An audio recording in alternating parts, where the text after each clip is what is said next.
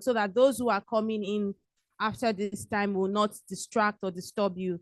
Please fill up the seats in front, please. If you have any seats in front of you, please just fill it up. Thank you very much. And so that those who are coming in after this time will not distract or disturb you. Please fill up the seats in front. Thank you very much. If you have any seats in front of you, please just fill it up. Thank you very much. If you have any, please fill up the seats in front. Thank you very much. Of you, please. If you have any seats in front of you, please just. Once again, good morning, distinguished guests, ladies and gentlemen. Thank you for coming to Business Day's Policy Intervention Series.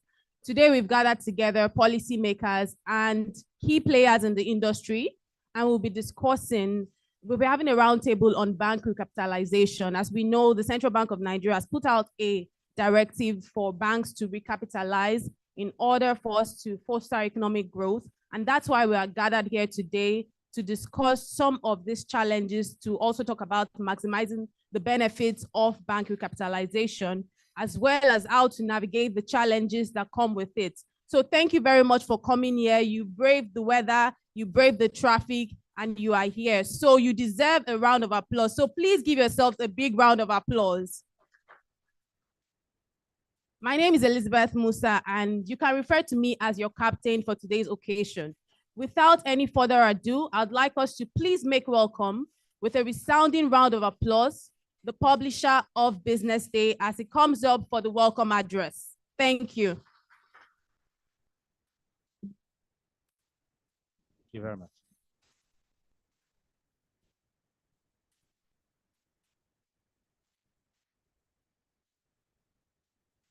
Distinguished speakers, panelists, ladies and gentlemen, I welcome you all warmly to this roundtable by Business Day.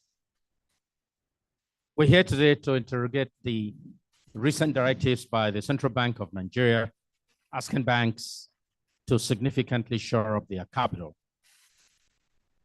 We all, I'm sure, can recall that we have gone this way before, even if in sharply different circumstances. Before speaking more about the purpose of our gathering this morning, permit me to say a thing or two about Business Day's Policy Intervention Series. And it is under that umbrella that we are gathered this morning. The Policy Intervention Series is a new initiative helping Business Day to reimagine and enhance how we engage with our audience via our thought leadership programs.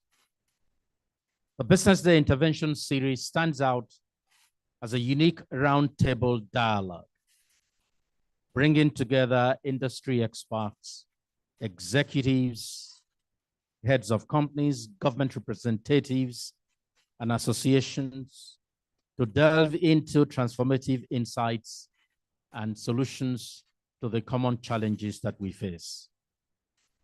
This program platform is dedicated to addressing existing pain points and challenging issues of business, as well as industry sectors, with the ultimate goal of driving policy reforms and influencing outcomes for the larger economy. As a media platform committed to driving economic growth across various sectors in the country, our Policy Intervention Series is not just about increasing advocacy for identified causes. It is also about amplifying voices, aggregating audiences, and ensuring set goals are achieved. Through this series, we aim to drive positive change in various domains, directly impacting our diverse audience. Our key objectives for the Policy Intervention Series are to analyze pain points, identify critical issues facing the economy and society at large, to facilitate co-creation of innovative policies tailored at addressing specific challenges by convening policymakers and stakeholders in a room and just having a frank and candid dialogue. We intend, by so doing, to foster collaboration among policymakers, researchers, business executives, industry leaders, and other stakeholders with a view to leveraging collective expertise and resources, not only for policy formulation, but perhaps in our own context for policy execution. So we aim as well to disseminate insights and recommendations to the broader audience following after each of our roundtables. The series explores diverse thematic areas through the several roundtables that we hold every year, at which policy papers and provocative thoughts are analyzed. And why do we do this? Each of our series catalyzes tangible policy changes at local, national, and international levels, leading to improved social, economic, and environmental outcomes. The knowledge sharing that we promote also help to contribute to exchange of ideas that leads to adoption of best practices. The Business Day Policy Intervention Series represents a concerted effort to address complex societal challenges through evidence-based policy interventions by fostering collaboration and generating innovative solutions. Ladies and gentlemen, truly, it cost Business Day significant sums to stage each of our roundtables. So this morning, I want to appeal to you to own and to support this innovative program through your generous sponsorship. Let me give you an example. Not long ago, we invited a senior government official.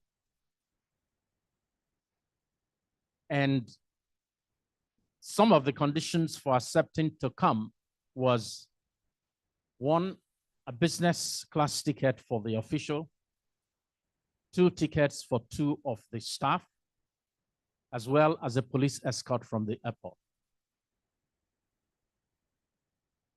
We had to pay because we needed to bring this official into the room.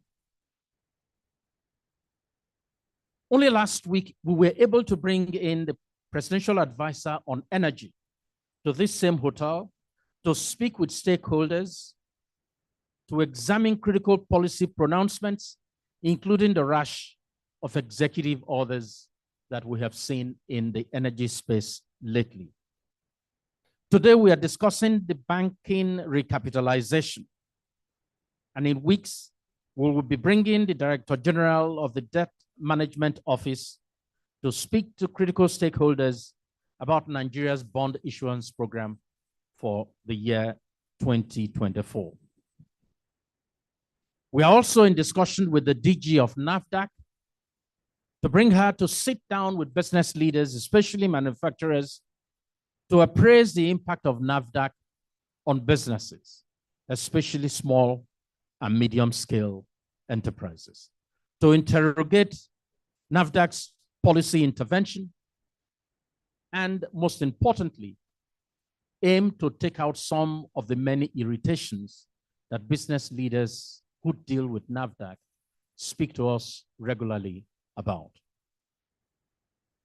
I'm also delighted to let you know that Business Day has now set up a full-fledged research and data analytics company, and our Chief Research Officer will, at some point this morning, come to the podium to tell you more about the work that she's leading her team to do and how this work is helping her clients to see patterns early, better comprehend trends, and more importantly, be able to craft intelligent and rewarding growth strategies.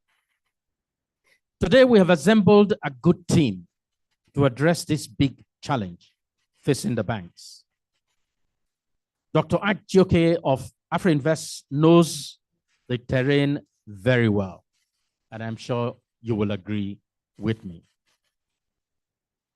He will open the conversation, and we would also have our friend Olubami from Augusto and Company, who will be providing insights, while Mr. Mustafa Chikobi, who chairs the Bank Directors Association of Nigeria, will tell us how the shoe pinches when I engage with him at some point later in a fireside chat. Then we would have an engaging panel of brilliant minds, including the senior advocate and friend, Sarah Egobamie, who will help us provide a legal perspective to the conversation that we will be having this morning. That panel discussion will be led by Mr. Gunoike, an associate partner at Ernst & Young. I'm sure you will agree with me that we'll be having a great time here today. And before I say welcome again, let me just welcome our friend Deji, who leads the Media Development and Investment Fund in Nigeria, and who has been very inspirational in helping us to move ahead with our policy intervention series. The fund has been gracious to provide not only ideas, but also some capital by way of dollars. Deji, I welcome you and I thank you so very much. All that is left for me is to thank our sponsors and our partners, AfriInvest and the law firm of Touchstone and Grace, without whom we will not be here today. Once again, ladies and gentlemen, I welcome you and I thank you for coming.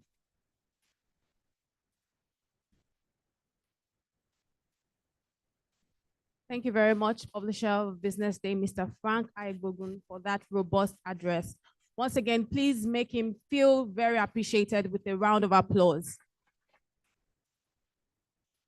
I'll now make welcome for the keynote address, Dr. Ike Chioke, the Group Managing Director, AfriInvest West Africa. Please make him feel welcome with a round of applause. Thank you.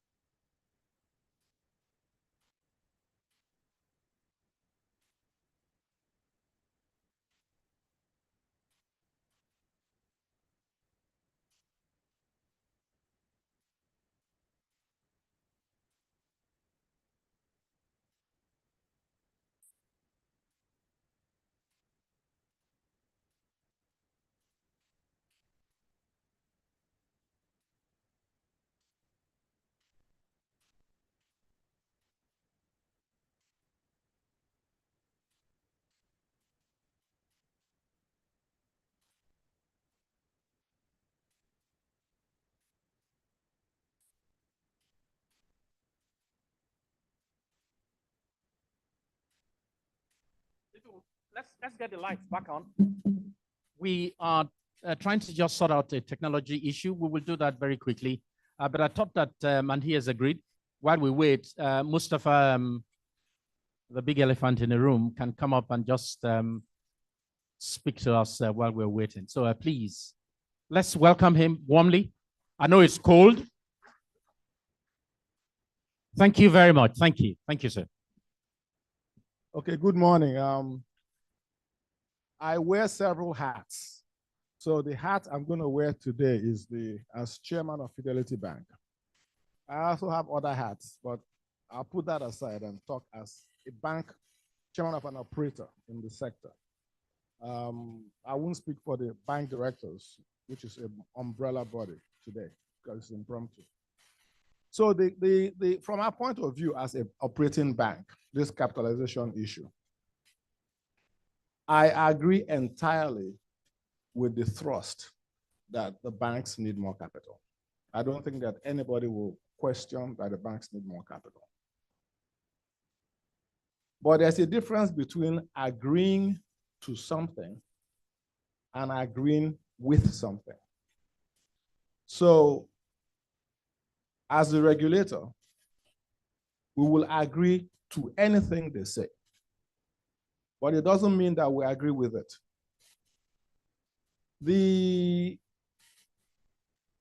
There are things that require explanation. So all of us here have been children, and some of us have our parents. And the perennial problem is you tell your child, go to bed at 9 p.m. And the child says, but there's a program I want to watch. Now, there's one style of parenting that says, well, go to bed, daddy or mommy has said so. That's one style. The other style is to say, listen, you have to wake up at 6 o'clock in the morning. You'll be tired if you go to bed late. You have to get ready for school. That's why you go to bed at 9. But on Fridays, you can stay till 10. That's the other style. And I think all of us here will agree that one style may be seen as better parenting than the daddy said so. So this is a big issue. It is almost existential for the banking industry. And I agree with it. But I think there should have been better engagement. Some things need to be explained, which I don't understand.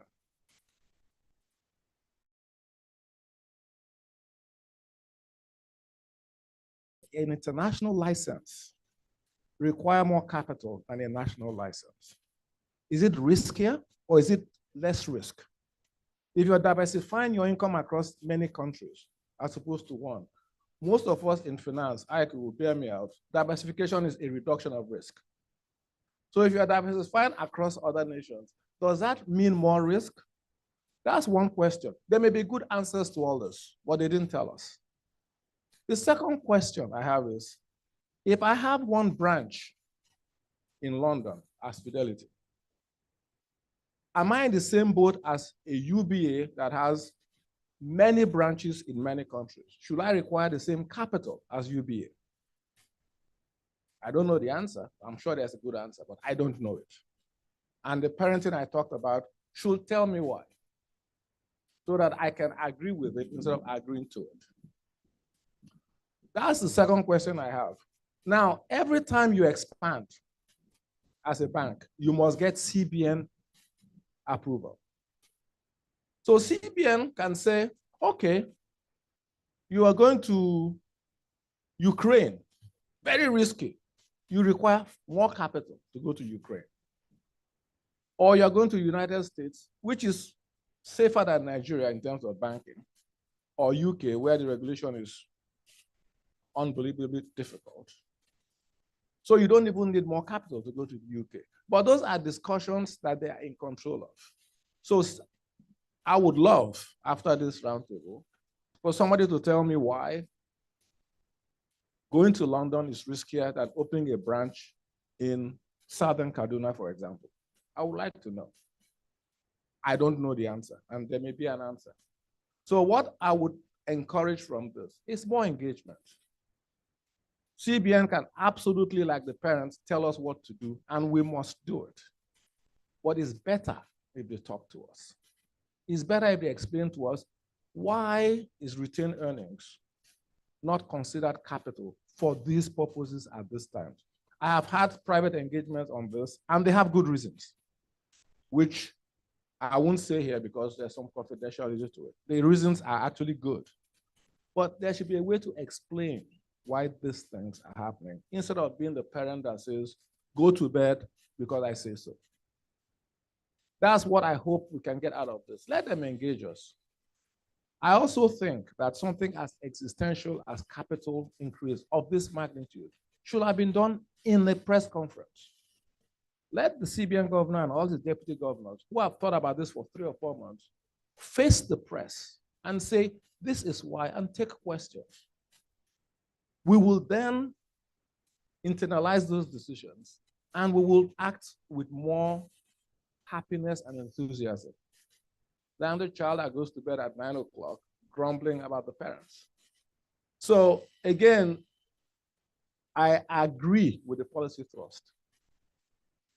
And I always tell people, a good policy that yields a bad result means that there was execution problems along the way.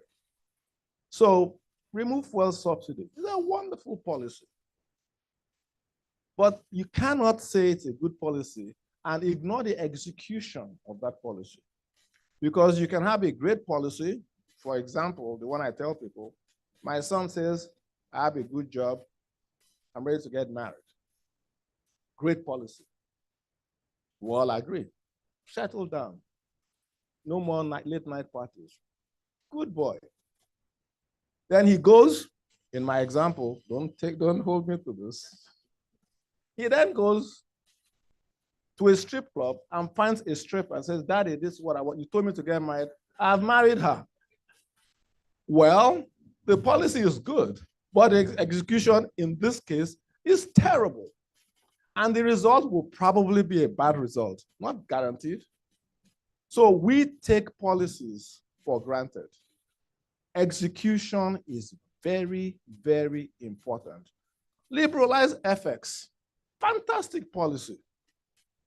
But you must figure out a way to do it so that the result is good. And we have a raft of policies that are good. All of us in this room will agree with the policies. But we are seeing bad results. And nobody is taking responsibility for the journey from a good policy to a bad result. And that responsibility is very, very important. And so let's not celebrate good policies and clap for good policies. Let's celebrate the policy and the results. And we will comply. This is a good policy. But what I hope you and I are trying to do with this is for us to all agree on how to make this good policy yield the correct result. Thank you.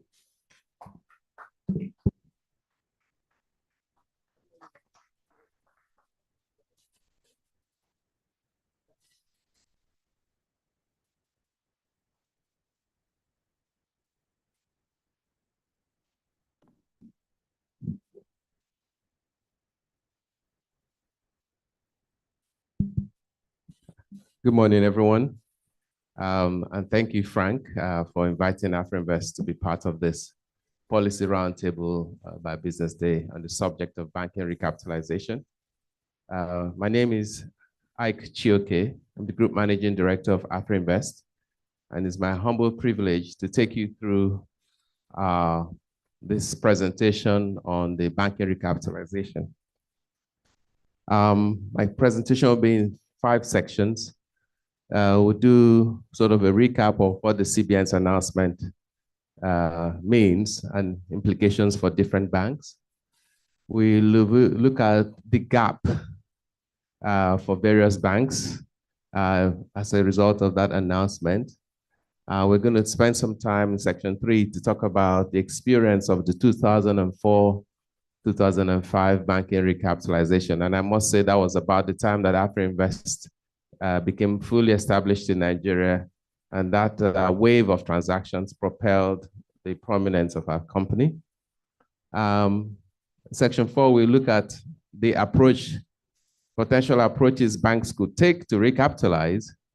And then lastly, we look at the implications that are coming out of all of this. The CBN came out about 2 months ago to announce that they're recapitalizing the banking industry for several reasons. Macroeconomic challenges that is necessary to increase the bank's minimum capital so that to strengthen banks against external and domestic shocks, as well as macroeconomic headwinds. Stabilize the banking system by increasing the banking minimum capital, aims to have banks have a more robust capital base to absorb unexpected losses, as well as enhance their capital buffers. And then for economic growth, it will lead to the emergence of stronger, healthier, and more resilient banks, supporting the president's goal. President Bola Ahmed Tinubu has announced his intention for Nigeria to get a $1 trillion economy by the year 2020. And clearly banks can and should be a catalyst to that. From the announcement,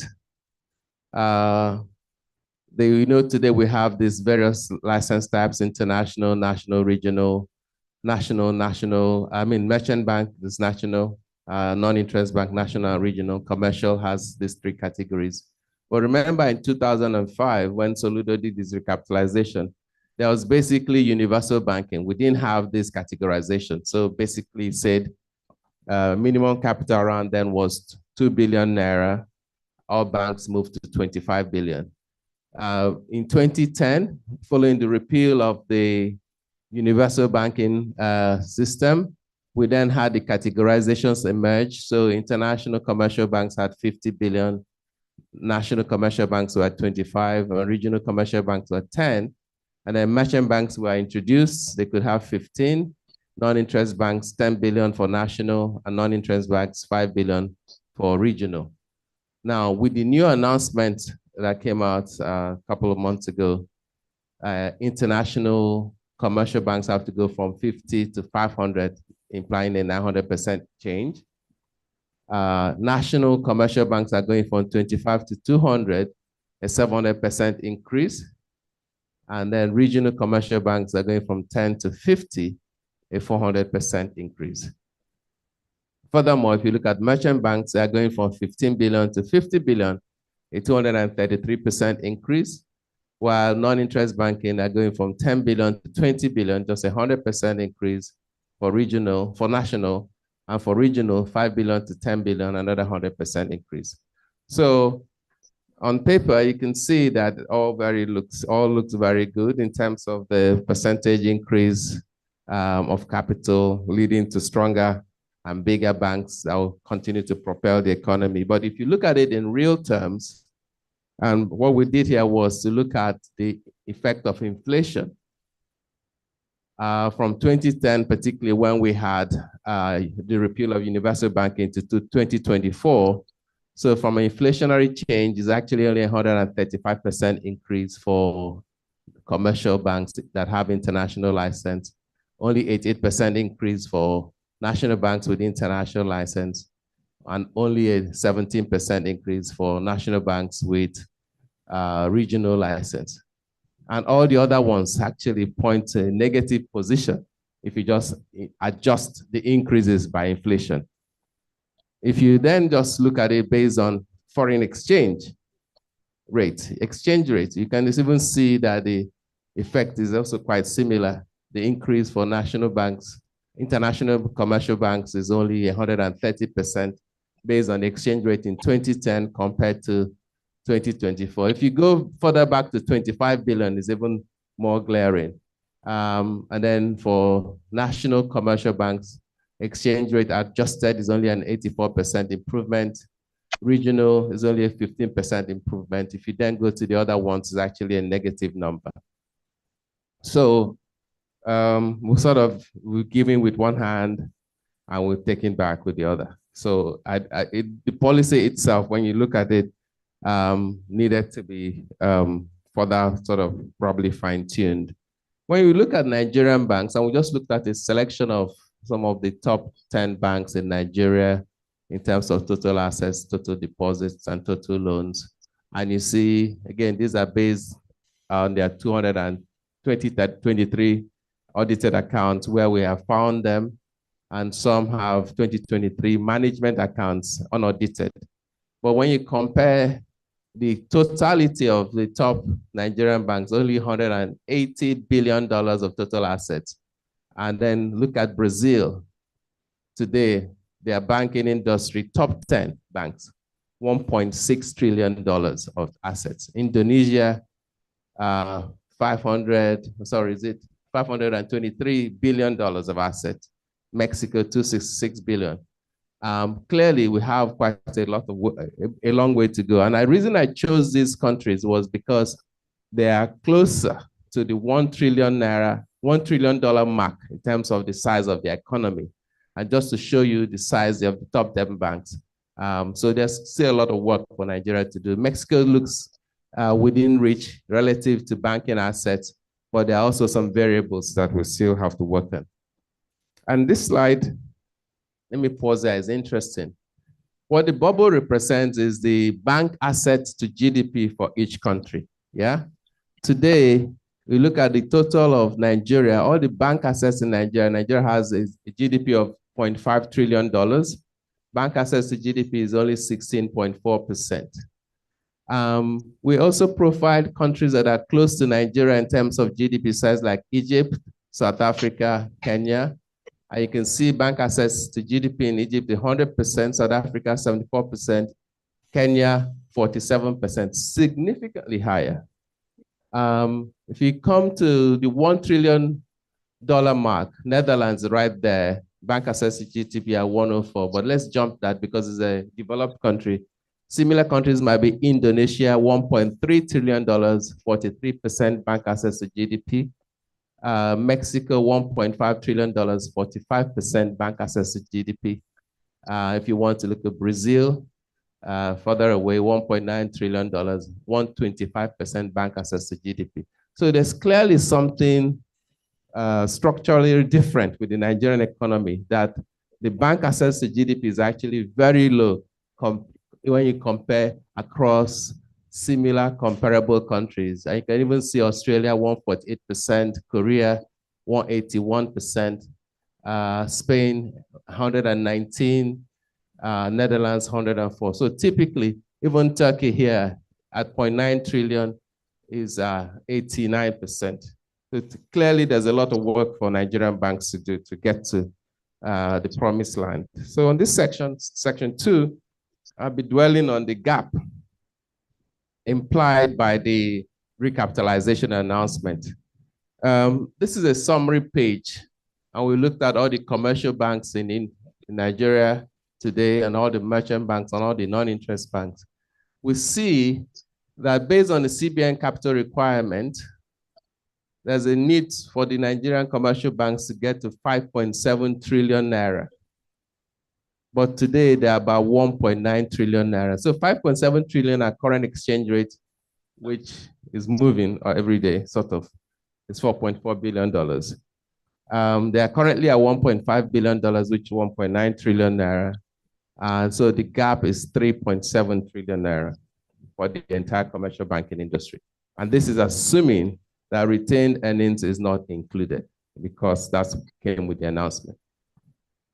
If you look at the merchant banks, they are 300 billion naira altogether. That's the gap, the capital requirement for all of them. They're currently at 99 billion. So the 200 billion naira gap for merchant banks to get to where they should be. The non-interest banks have a much easier job. They need to be at 40 billion, and they are currently at 35 billion. So it's chicken and change for them. It would be no-brainer. But if you add all of this together, we're looking at industry gap of 3.9 trillion for the banking industry to meet the CBN recapitalization requirements. And this will not be an insignificant job. 3.9 trillion will mean that they'll go today from like industry that has a capital of $1.6 billion, 2.1 trillion naira, to one that will be at $4.6 billion 5.9 trillion naira. If you then go to succeeding slides, sorry. I'm having some technical issues. Your slides are not moving. Aha. I just wanted to show, like, we then went by category: tier 1 banks, Access Corporation, First Bank Holdings, UBA, GTCO, Zenith, and work out share capital, share premium, qualified capital, CBN requirement, and the gap. And it seems all of them are doing something like about 250 billion of extra capital, with maybe GTCO the highest to raise about 360 billion naira capital based on the announcement. Yeah. If you go to the tier 2 banks, EcoBank, Fidelity, Stanbic. Fidelity chairman is here. We will be seeing,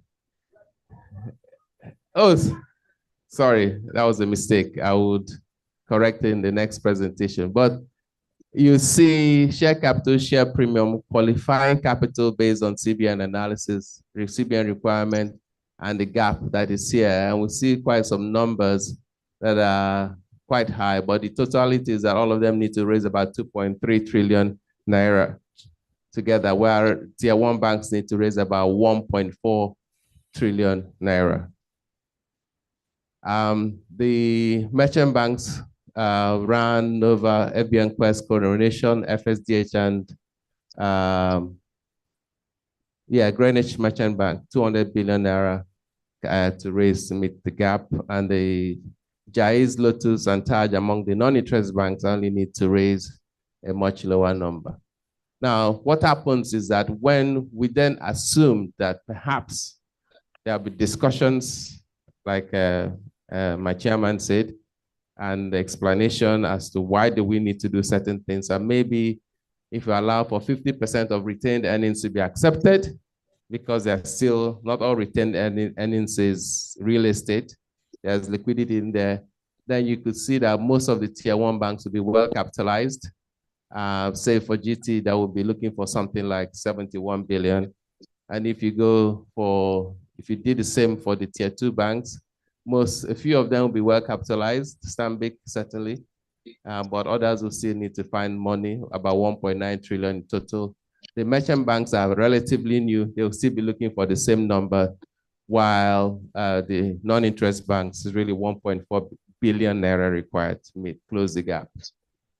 So that sort of gives you some perspective as to what the implications of this announcement means. But if you start out with 3.9 trillion naira to look for in this market, I dare say it is not a small problem. And of course, the implications of banks when they have a lot of capital and not enough access to deploy them onto can be daunting, as Mustafa can tell you from his experience at AMCON. So now we take a moment to review what happened in 2004 recapitalization. You may recall that it was about June of 2004, Governor Chukwuma Soludo Dr. Chukwuma Soludo was the governor of the central bank and announced the banking recapitalization, that all banks should move from an average of 2 billion naira capital to at least 25 billion. And he gave everybody 18 months, starting from July of 2004 to December 31st, 2005. The effect was this.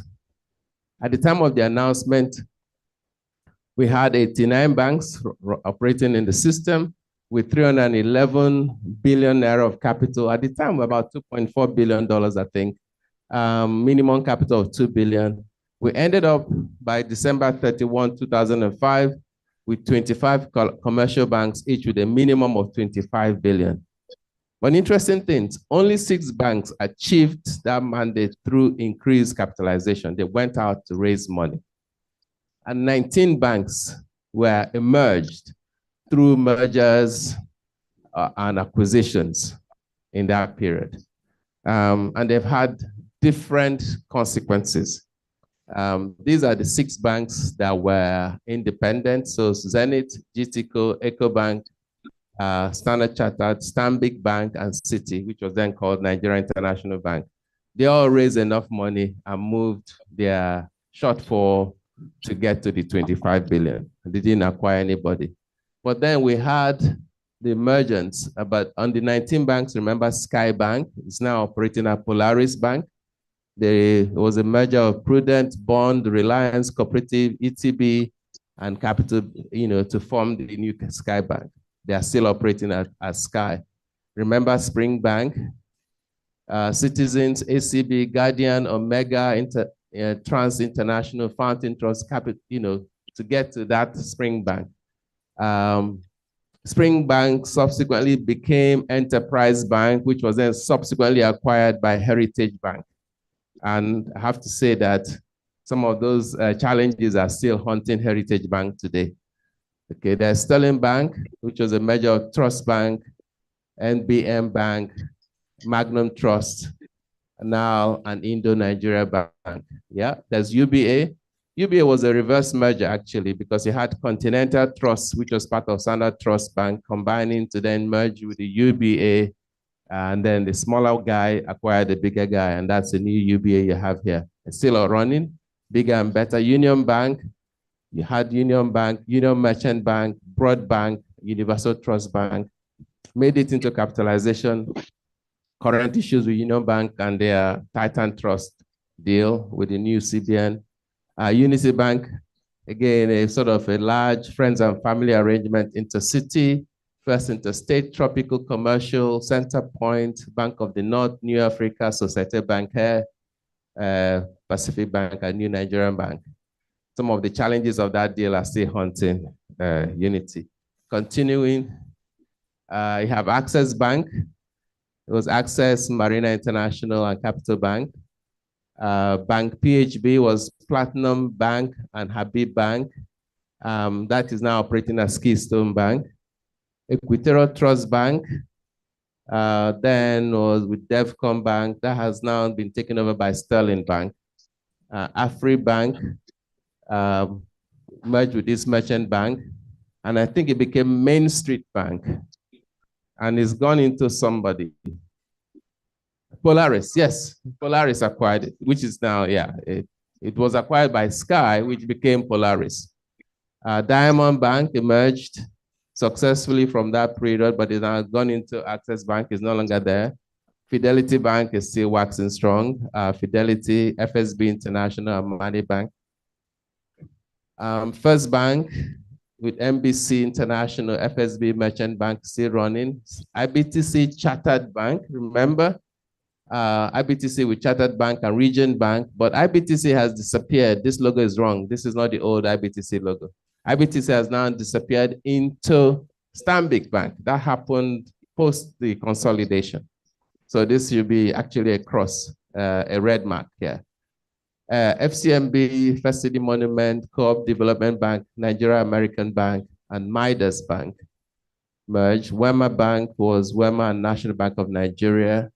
Intercontinental was International Bank. That was International Bank, Global Bank, Equity Bank, and Gateway. Intercontinental has now gone into Access Bank. Oceanic Bank is no longer running. With Oceanic Bank and International Trust Bank, they've disappeared into EcoBank Nigeria. And FinBank, First Atlantic Bank, Inland Bank of Nigeria, IMB Bank, and NUB subsequently been acquired by FCMB. So you can see that of the 19, I think only 11 are still in operations. And sometimes it just means that some of these mergers or forced marriages, if I may borrow MCO's analogy, using your son as an example, yeah, go and get married and settle down, but don't, don't go to a sleazy place anyway. So moving on. So you can see then that the total capital base of the banking industry pre-consolidation was $2.4 billion. The capital they raised was about 311 billion naira, again, 2.4 billion. The total amount of capital raised 445 billion, $3.4 billion. So the total of capital base plus capital raising came to 755. But at the end, when the CBN reported, and then this data is coming from CBN actually, we had 932 billion of capital for the industry in December 2005 at $7.8 billion. You recall that based on the current CBN's guidelines, I showed you a slide earlier that if we get to that 5.9 trillion, we'll still be at about $4.4 billion. So in dollar terms, we'll still be smaller than the banking industry was in 2005 at the end of consolidation. So, and on top of that, there was a valuation premium. And I'll explain later how valuation premium arises because, not all shares you see in the market should be bought. I have the MD of NGX here, so he can explain some of those niceties. But there were some hangovers from the banking sector recapitalization. After the 2004 banking sector, we had a lot of excess capital in the system. Many banks then created all sorts of subsidiaries, issuing house, asset management, securities, trust services, register, real estate business, all sorts of things. Of course, risk management became a big issue. And in no time, there was just masses of non-performing loans. And this was coming as the global market was experiencing an unprecedented boom, especially the US, supported by credit default swaps and all the real estate that was being created in Mustafa's former offices in America. And subsequently, we had the losses. And in 2010, AMCON was established, and the new CBN governor, Lamido Sanusi, repealed the universal banking model and said banks, you have to either remain as pure play commercial banks or you become bank holding companies. And that was the end of that model.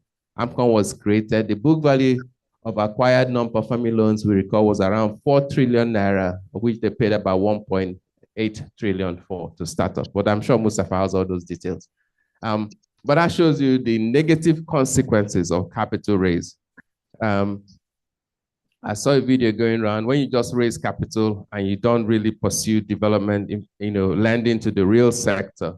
What you just create is just asset bubbles all over the place. And at some point, the bubbles will burst. So here we want to dwell on how banks might want to approach recapitalization. Typically, where we are today, rights issues, the starting point of intervention is to look at your existing shareholders and do a rights and see if some of them have the capacity to put money into the bank. There's also private placement where you're selling shares to private investors if you're a private bank. But in some cases, public companies can also do a private placement, and sell no more than 30% of their issued capital to one single or a group of investors. And if you're not public, you can come on and do an initial public offer where you list the shares, allowing you to access a wider base of investors. If you're already public, you can do an offer for subscription and come out and sell additional shares and raise the money directly from the markets. And if all of these still don't work, you can consider mergers and acquisitions. I dare say that the track record of forced marriages has not been very positive in Nigeria. And last but not the least, if you can't raise the money, then you may want to consider a license upgrade or downgrade, as the case may be. So if you were once a national bank and you can't make it to national, you may then downgrade to regional, and you don't have the need to raise the money. We show here just the public market valuation of selected banks. And I'd like you to focus on price to book value, this column, which is the proxy. This is the easiest way to value banks. You can see the different multiples at which they are trading. Access Corp at 0.26. This is based on yesterday's closing. FBN at 0.51, GTCO 0.66, UBA 0.42, Zenith at 0.43. If you come down here, ETI 0.37, FCMB 0.3, Fidelity, a nice premium at 0.66, and Stanbic 1.28, Sterling 0.67, and Wema 0.58. But you can see that industry average here is 0.5, average here is 0.6. Obviously, if people are valuing a bank based on the capital, if it's below 1, then it's almost like it's clear that the bank is undervalued unless you suspect that that capital is not there. But I think there are bigger macro issues in Nigeria why Nigeria banks are not trading at around 1 to say 1.5 times, which is where they should be. If you compare the trading of Nigerian banks, again, looking at price to book value multiples, you can see that in Brazil, the average is 1.6 times, which should be about right. You know, a little premium for the capital you've established as a going concern. Indonesia, 1.5. In Mexico, 1.9 times. China, surprisingly, 0.4. But UAE at 5. Malaysia at 4.6 and Qatar at 4.8. I don't know what those banks are eating, but that's impressive. Saudi Arabia at 7. India is closer to ground at 2.1. So clearly, Nigerian banks are clearly undervalued relative to their peers. But I think that the better benchmarks would be sort of Brazil, Indonesia, and Mexico. Again, these are the countries that are nearest to us who are emerging markets in our journey to becoming a $1 trillion economy. So the reason I wanted to point you to that is that when you then come to buying bank shares, you know, it's not just, oh, this share price is 5 Naira and the other one is 10 Naira. So it's the 5 Naira is cheaper. Let me go and buy a 5 Naira stock. No, I've had such interesting sessions. It's actually trying to work out what the valuation can be. And I'll give you a scenario of a bank A at inception, say using the 2004 recapitalization as a template. At inception, it was a bank with 2 billion shares, private bank at 1 Naira par value. It was put up by 2 guys, you know, let's say Frank and MCO here, put up capital, running their bank nicely, no problem, until Soludo says you need to raise capital to 25 billion. So the 2 shareholders have 100% of the bank. What did they do? Because they never really looked at valuation, they will just say this 2 billion is what you put, 2 billion is value of the bank. To now get to the journey, they say, okay, let's do first a small private placement. They then come out and sell 1 billion shares. 1 billion units at 1 Naira par value. Each share at 2 Naira 50 kobo. What have they done? They have now valued their shares, because when you sell those shares, it means all the other shares are also the same value. 2 Naira 50 kobo per share.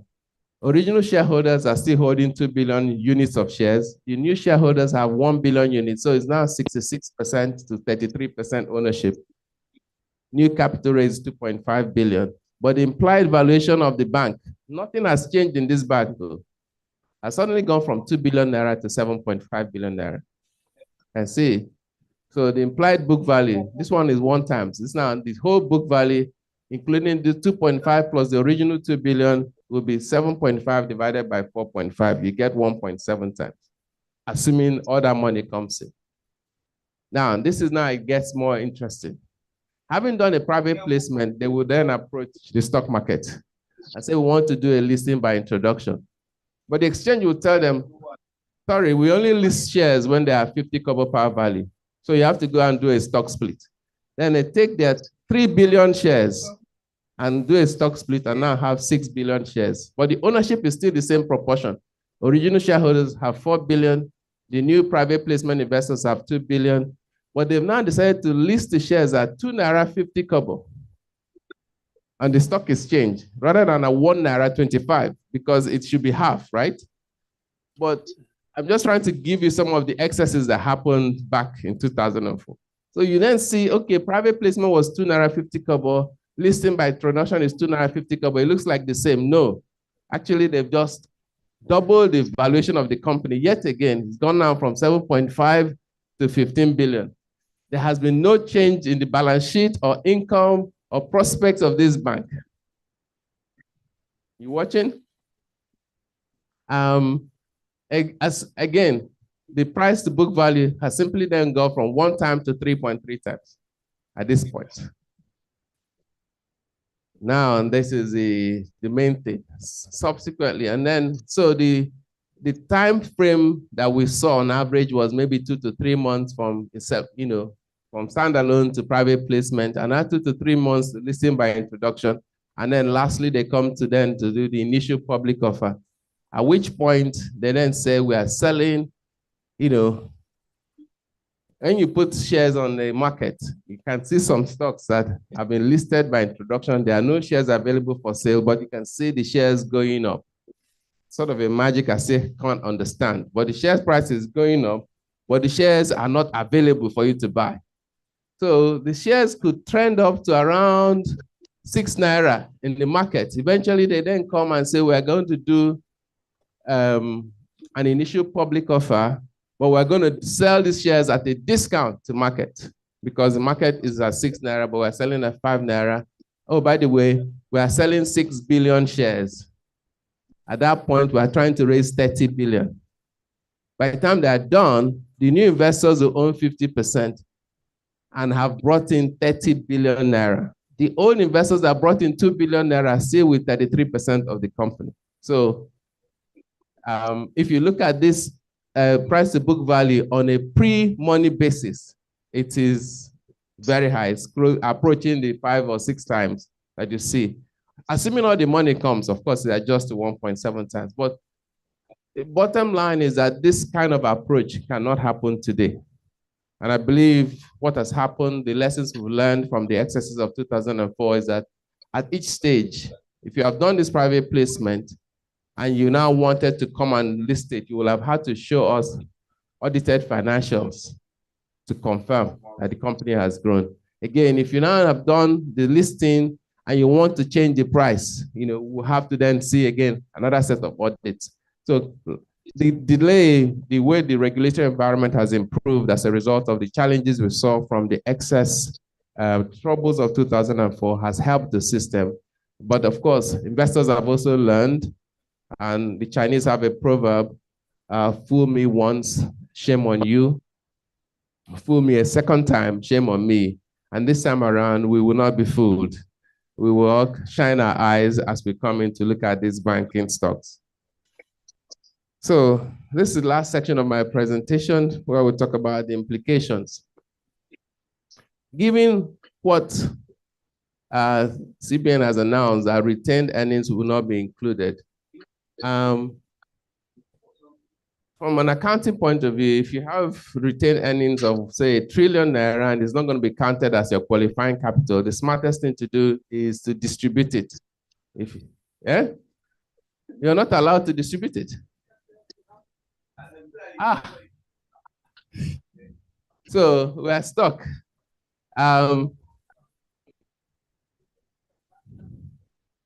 Okay, so that is out. So there's no way to get into that structure. Otherwise, then the next thing is to start looking at rights issue. Because if you can't distribute the dividend, then it means that new investors are going to come in and buy this company at a deep discount to what is actually worth, given what you have. And that's really painful for the existing shareholders. But altogether, our view is that as we are working on this journey for recapitalization, one area to focus is increased risk management, even at the central bank itself, because their capacity to supervise is also going to be challenged when these banks get all this additional capital. There is a potential for capital importation if banks have to go and seek for capital outside. But I dare say that from the experience of the previous recapitalization, what we saw that was between 2004 and 2005, most of the capital raise came from Nigerians. It was in 2006 and 2007 that the foreigners came in to join us in the IPOs that subsequently happened, but they also were quick to sell and run before the market crashed in 2008. Ultimately, the focus should be that the federal government and most of the states should be preparing real sector projects that can be financed and that are bankable. Because if money goes into the real sector, it creates more growth and more opportunity and actually propels the economy. If the money comes into Lagos, in say Ikoyi and VI, and it's funding real estate, it creates massive asset bubbles. And you then have little enclave economies that are way overpriced and ultimately will crash and destroy the economy. But we hope that all things work well. Yes, please. Mm-hmm.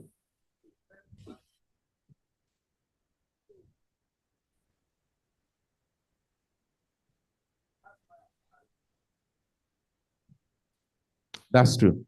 And unfortunately, we're in one of these catch-22 position because the federal government is the biggest borrower.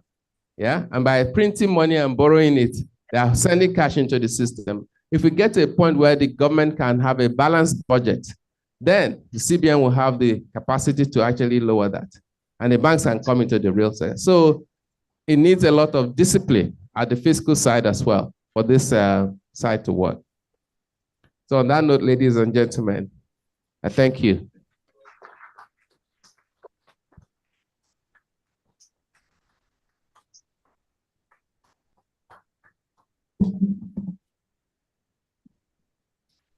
Thank you very much, Dr.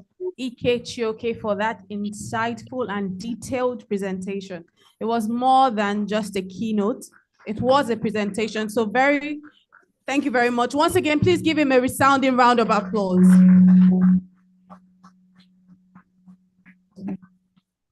And now we'll be going straight to the fireside chat by Mr. Mustafa Chikeobi, the chairman, Bank Directors Association of Nigeria, BDAN, and also the publisher Business Day, Mr. Frank Aibogun. Please welcome them as they come up stage.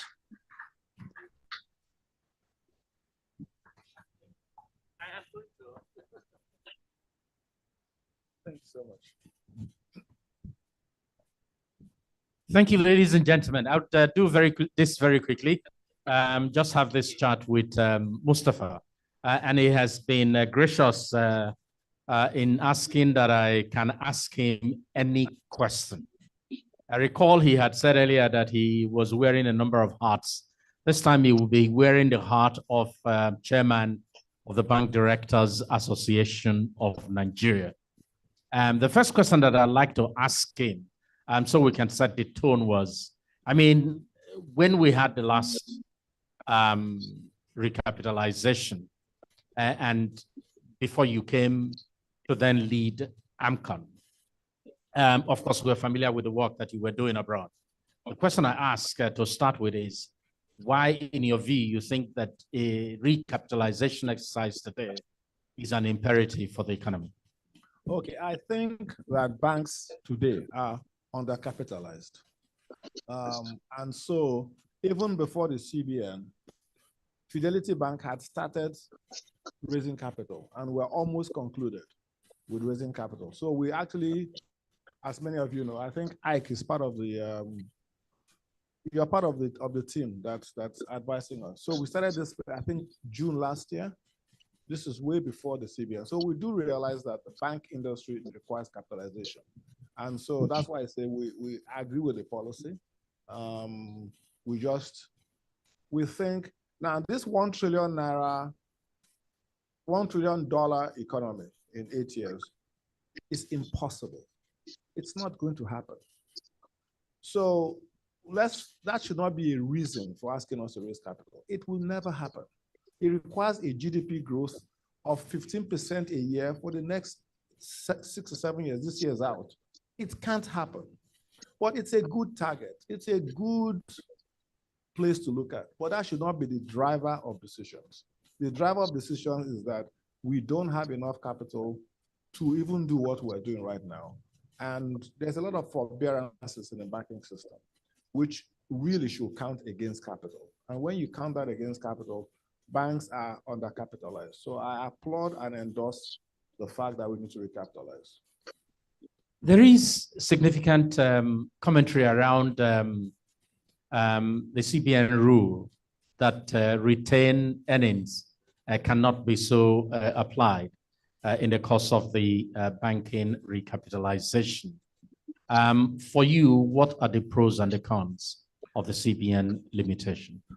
Like I said, after the announcement, I engaged CBN privately. And I will say that I got a number of good explanations as to why they decided to do that. I don't want to go into too much detail, but it actually deals with the fact that those retained earnings are not exactly clean. And so each retained earnings has to be scrubbed to see what is really retained earnings and what is real capital. And so in doing that, the lesser evil is to just remove them from consideration. The greater evil is in going case by case and saying this bank has this bank has that. That will create much more of problems in the system. So yes, they have a good reason. I still think they should have engaged more and explained it better. But I accept their reason. Let me take you to the earlier answer, your answer to my question. If, as it is, and this is a view of the market, and I know you can be quite candid, the banks haven't been as instrumental to business growth in Nigeria as people expect them to be. And I don't imagine that that's going to suddenly change. You then also said that for as long as you have the high level of CRR, the banks will continue to be limited in terms of how much asset they can create. The question I ask you is, with those two, with that context, why do the banks need more money? Well, we're still going to grow. There are still assets worth investing in. But the issue is, are we investing in these assets fast enough? You know, there are industry limits. So, for example, there's a certain amount of limits a bank can lend to the petroleum industry. There's limits real estate. And so because of those limits, and we've discussed securitization, which is something that will help, we can still lend, but we are limited in how much we can lend. So we still need the capital. But let me tell you, as a banker today, why would I make a loan at 35%, 30%, 35% interest rate when I can buy treasury bills at 25%? The treasury bills have absolutely at least no risk as far as we're concerned. The 35%, if you discount for increased NPLs, doesn't make sense. So what we're seeing now is a reluctance of banks to lend because it's easier to buy treasury bills. What I would have done was I would have reduced CRR, but sell banks that they cannot buy more than 10% of their portfolio cannot be in treasury bills. That will give them money to lend. But if they have money to lend and they cannot invest it in treasury bills, they will lend and you'll have an inverted yield curve where the long-term rates are lower than the short-term rates, which is what you want in an economy like ours. Now, there's a feeling that people have that banks, I heard the vice president say this, that banks have money and then they give it to people to buy foreign exchange. That's not possible. And he was a banker. Shetima was a banker at Zenith, I believe. There is no mechanism for a bank to give a customer money to buy foreign exchange. It's an illegal activity. We have to ask the purpose of the loan. And we have to monitor that the loan is used for that purpose. So the notion that banks have money, they will lend it, they'll give it to people to buy foreign exchange is just, what would I call it? Fanciful. It's not true. The reason why people invest in FX is only one reason. It's a rational economic decision. They are not speculators. It makes sense. I'll give you a personal example. When I came from the US, I didn't own any houses in Nigeria. And so I rented. I look at a house as an asset, like a treasury bill. So the guy says to me, you can buy this flat for, at the time, 150 million naira, which was $1 million. And I said, no, how much is the rent? And he said the rent is 7 million naira. I said, I'll rent it. If I have 150 million naira, I'll buy treasury bills and I'll earn 10% on the treasury bills, which will pay me 15 million, and I'll pay you your rent from the 15 million. And the asset, the treasury bill is an asset just like the houses. But people get emotional. So if you are in real estate in Nigeria, in real terms, in the last 10 years, you've lost 50% of your money. You'll have been better off just keeping your money in dollars. So people are rational. What we must do as a country is to change, make it more rational to hold Naira assets. And there are ways to do that, which will go along. I'm going to ask you to proffer some ways to do that, because ultimately, I think that links with the whole question of the health of the entire economy, and even if specifically that of the financial sector as well. I think I already answered it. I will raise short-term rates to 30%, and I'll prevent banks from buying more than 10% of their portfolio treasury bills. And so you will force an inverted yield curve, and people who have their money in dollars can earn 30%. They will convert to the Naira asset. That's the way to go. Doing CRR just creates a singular problem that we won't lend. So we don't lend, the economy doesn't grow, and you have the worst of all results, which is, I believe GDP growth in the fourth quarter will be lower than anybody, even the World Bank, is telling us. Okay, let's come back to, did you hear him? Is your heart still beating normally, or? Okay. Given the work that you did as managing director of AMCON, you were able, as it were, to have had a dashboard that gave you more than a sneak preview into the banking system in the country. And for me, the question that I have is around that of risk management that our keynote speaker had alluded to earlier. Wouldn't that challenge and problem be exacerbated by this mass recapitalization order given by the central bank? Are we going to have another AMCON or two AMCON after that? Let me say two things, and the keynote speaker highlighted it. This raise in capital is necessary because the real exchange adjusted capital has gone down. So we're just trying to bring our capital back to where it should be on a foreign exchange adjusted basis. So it's not as massive as it looks to the outsider. It's just bringing it back to normal. But let me go address AMCON specifically. AMCON was created for an emergency that will have dragged down the banking system. Ike knows this. Without AMCON, the banking system will have collapsed. It was necessary at the time. It is not necessary today, and it will not be necessary in the future. AMCON should be on a path. It is the longest running asset management corporation in the world. Debts that you have not recovered in 13 years, the chances of recovering them are very, very slim. So that's something else that Ike did not mention. The second highest expense for banks today are the statutory levies, AMCON and NDIC. It will catch up with salaries and expenses in the next 2 or 3 years as the highest item. Really, it's very high. Now you ask yourself, why do we pay NDIC premium when at least the last 4 bank failures, AMCON basically bails out the banks at no cost to NDIC, no cost. And I can name all the banks. So why I would think that NDIC premiums should be given to AMCON until AMCON is extinguished. Or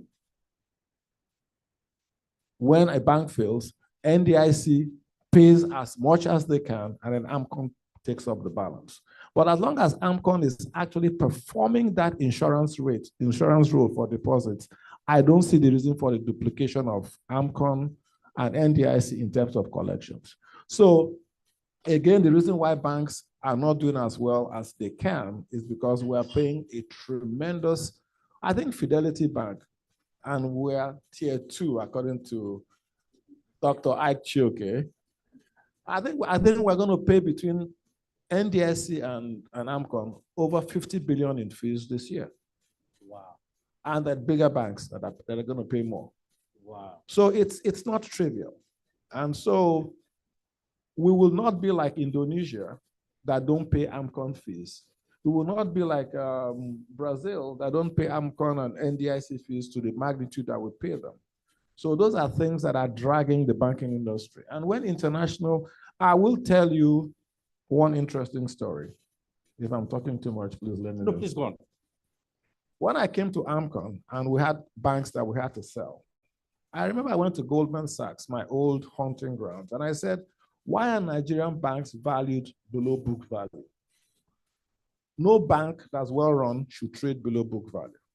It should be some multiple of book value. And the guy looked at me and said, because we don't believe the book value. So that's why people don't believe the book value of our banks. And so they say, you have bad loans you have not reported, you have things you have not reported, so we don't believe your book value. That's why we'll give you a discount to book value. We must get our banks to the point where every bank in Nigeria is trading at minimum one times to book. We're nowhere near there, and that's a problem. My final question. We have seen banking stocks hemorrhage the most in 10 years. Clearly, shareholders are fearing massive dilution when it comes to the time of rights issue. Is it in your view that this hemorrhage has gone too far, or is there still room for it to go? So if the Central Bank of Nigeria says to Fidelity Bank, your share capital, as far as we're concerned, is 130 billion. That's what they said. We're discounting your entire retained earnings. What we can see is 130. So go and raise 370 more. That's what they're saying. So now, if we take 2 times book, make it 260 billion, what's the share price of Fidelity supposed to be? If we take 1 time book, that means my share price, according to CBN, should be 3 naira 50 kobo. 2 times book be 7 naira. That's what they're saying. So an investor that says, I believe CBN, that the real capital in GT is 130 billion. And how many shares do they have? Their share price should be 10 naira. That's what they're saying. And I don't think that is correct. That's why we must engage them and say, these statements are affecting the share price. The rational investor will continue to sell bank shares until this issue is resolved. So it hasn't gone too far. It has room to go. Interesting. Well, I mean, Mustafa has to be on his way to some other engagement. He wants questions. And I'm going to indulge you. I'm sure we can take. I can spend 10 minutes answering their questions. I know I'm going to get in trouble for all this, but what the heck? With a senior advocate here, we are covered, so we must let him be indulged. So that yes, please, Elizabeth. You want to take mine or his?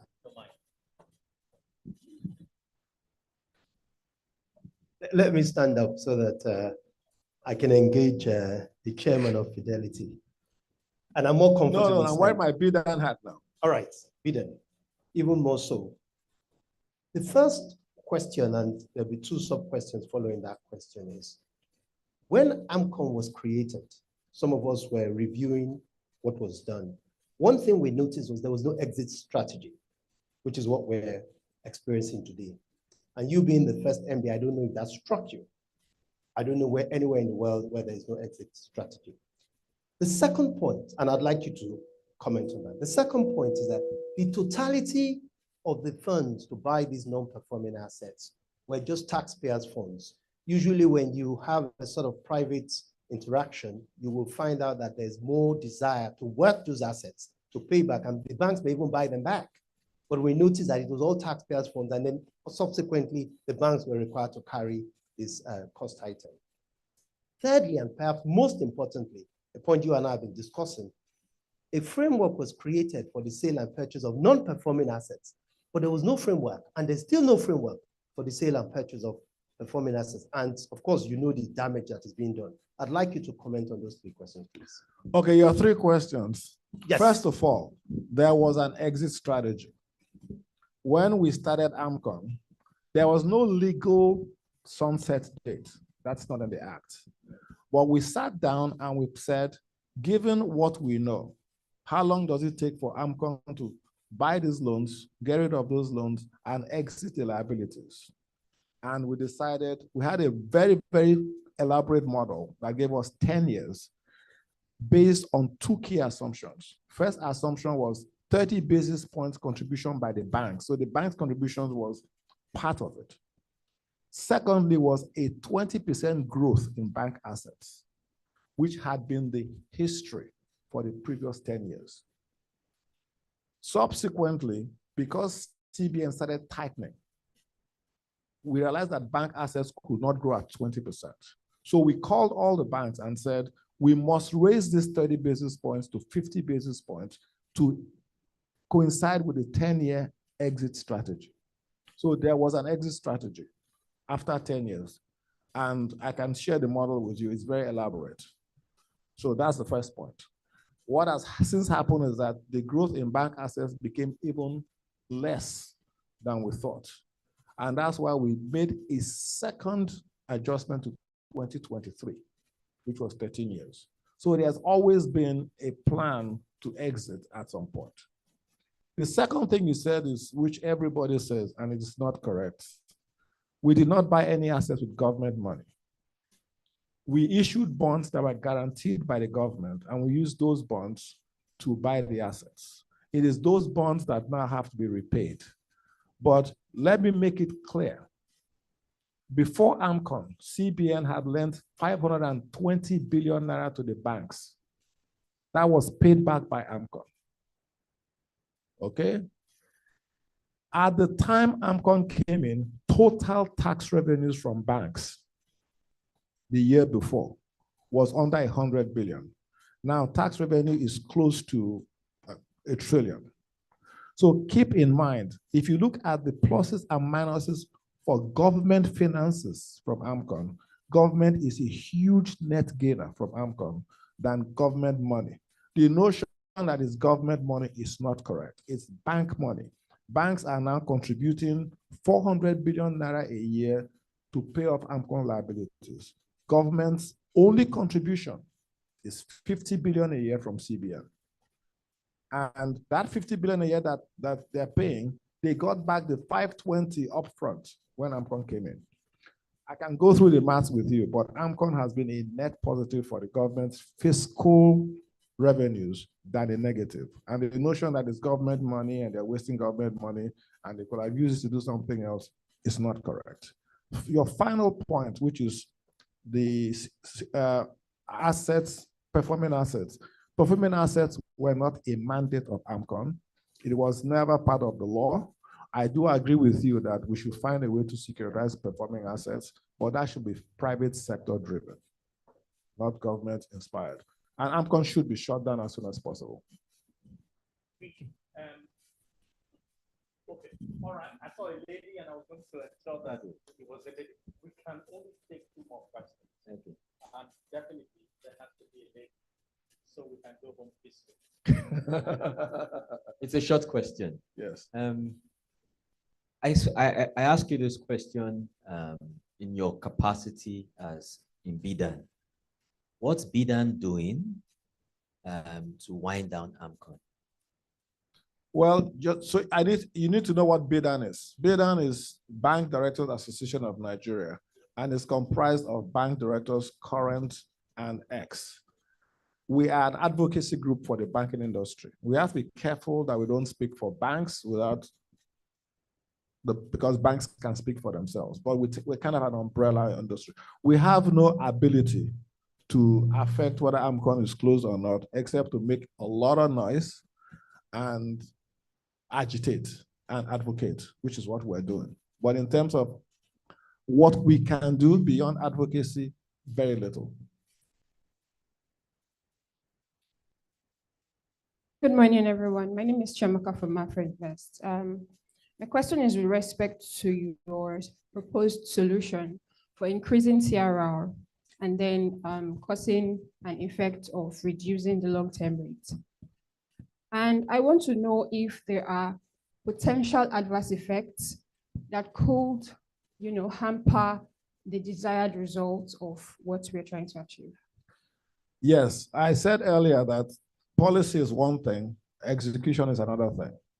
And when you have policy, any policy you have, no matter how good it is, can give you a bad result. So the idea is, look, give banks more money to lend, but tell them where to lend it. Tell them they must lend in the real sector. They cannot buy treasury bills with it. They cannot buy automobiles with it. And then if they have it, they will lend it rather than 25% and keep it in their vaults. But then that comes with risk management. That comes with oversight, regulatory oversight. So yes, I think it's the right policy, but I also recognize that it has to be managed and executed properly. Yes, so there are pitfalls, and hopefully we walk through all those things with consultation. Thanks for your question. Innocent, I must let you ask your question.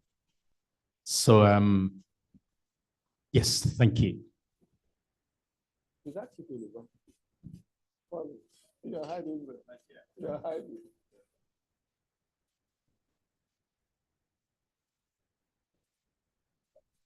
That's the last question? Okay.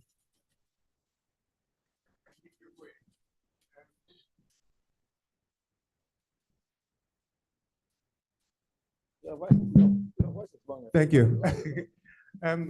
Over the last administration, under this central bank leadership, we noticed that there was quite a large amount of intervention funds that were lent to specific industries, especially the power industry.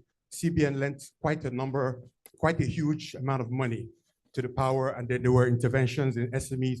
There has been a lot of talk about consolidating that. And I'm not even talking about the 20 or 30 trillion in terms of ways and means. Now, there's a lot of talk about consolidating that into a long-term bond.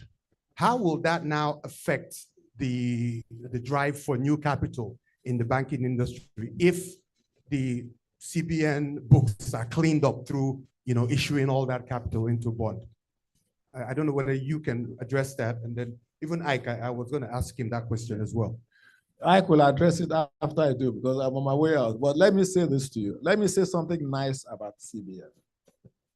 This CBN is, in my view, much, much better than the previous one. They are actually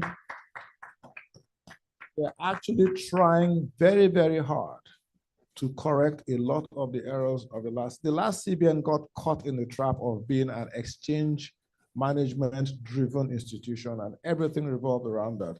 So this CBN, I believe, and I think we need to applaud and encourage them. I just ask them for more consultation. Consultation, even when we make laws, we have public hearings. Consultation will enrich the conversation. So the only thing I would say is they mean well, they know what they're doing, but they can consult more. So the idea of stopping those interventions is a good one. What you do with the existing interventions, there are many ways to deal with it. If I were dealing with it, I would say to the banks, here are all these intervention loans we have made. Here's all the CRR you have. Pick the one you want to do, and we will use your CRR against it. So you can use your CRR to take over those loans, because we can manage those loans better than CBN can. But there are many ways to do it, and a bond is one. But again, discussion will lead to, I think, better outcomes. And this is the kind of things that engineering that people like I can do. But I think that the idea is good. The stopping of intervention funds is good. What we do with the existing one, we can deal with more consultation. Thank you very much. I am sure that you will agree with me if I say that Mustafa deserves a truly good round of applause. Thank you. Thank you, sir. Thank you. Thank you very much.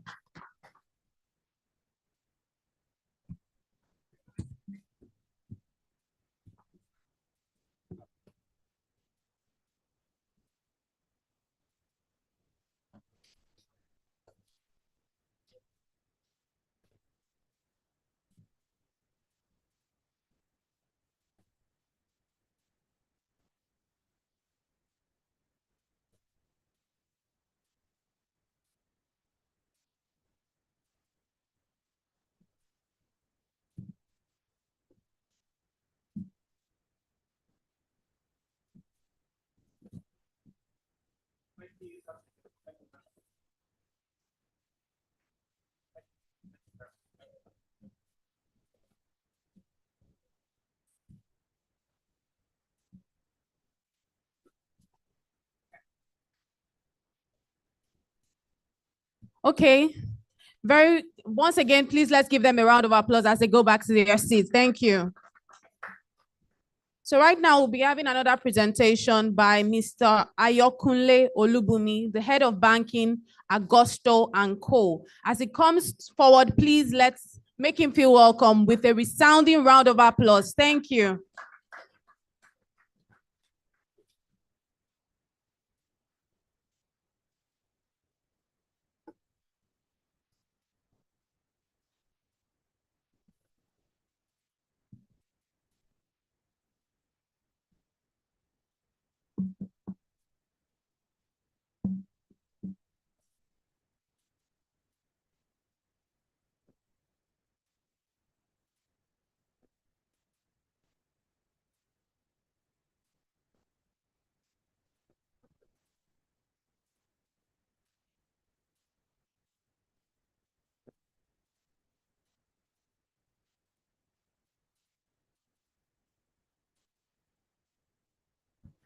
Good morning, everybody.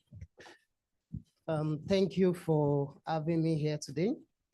While we're waiting for the slides to come on, I think part of my presentation, is going to be easier by what we've actually heard thus far from the MD of AfriInvest and also Dr.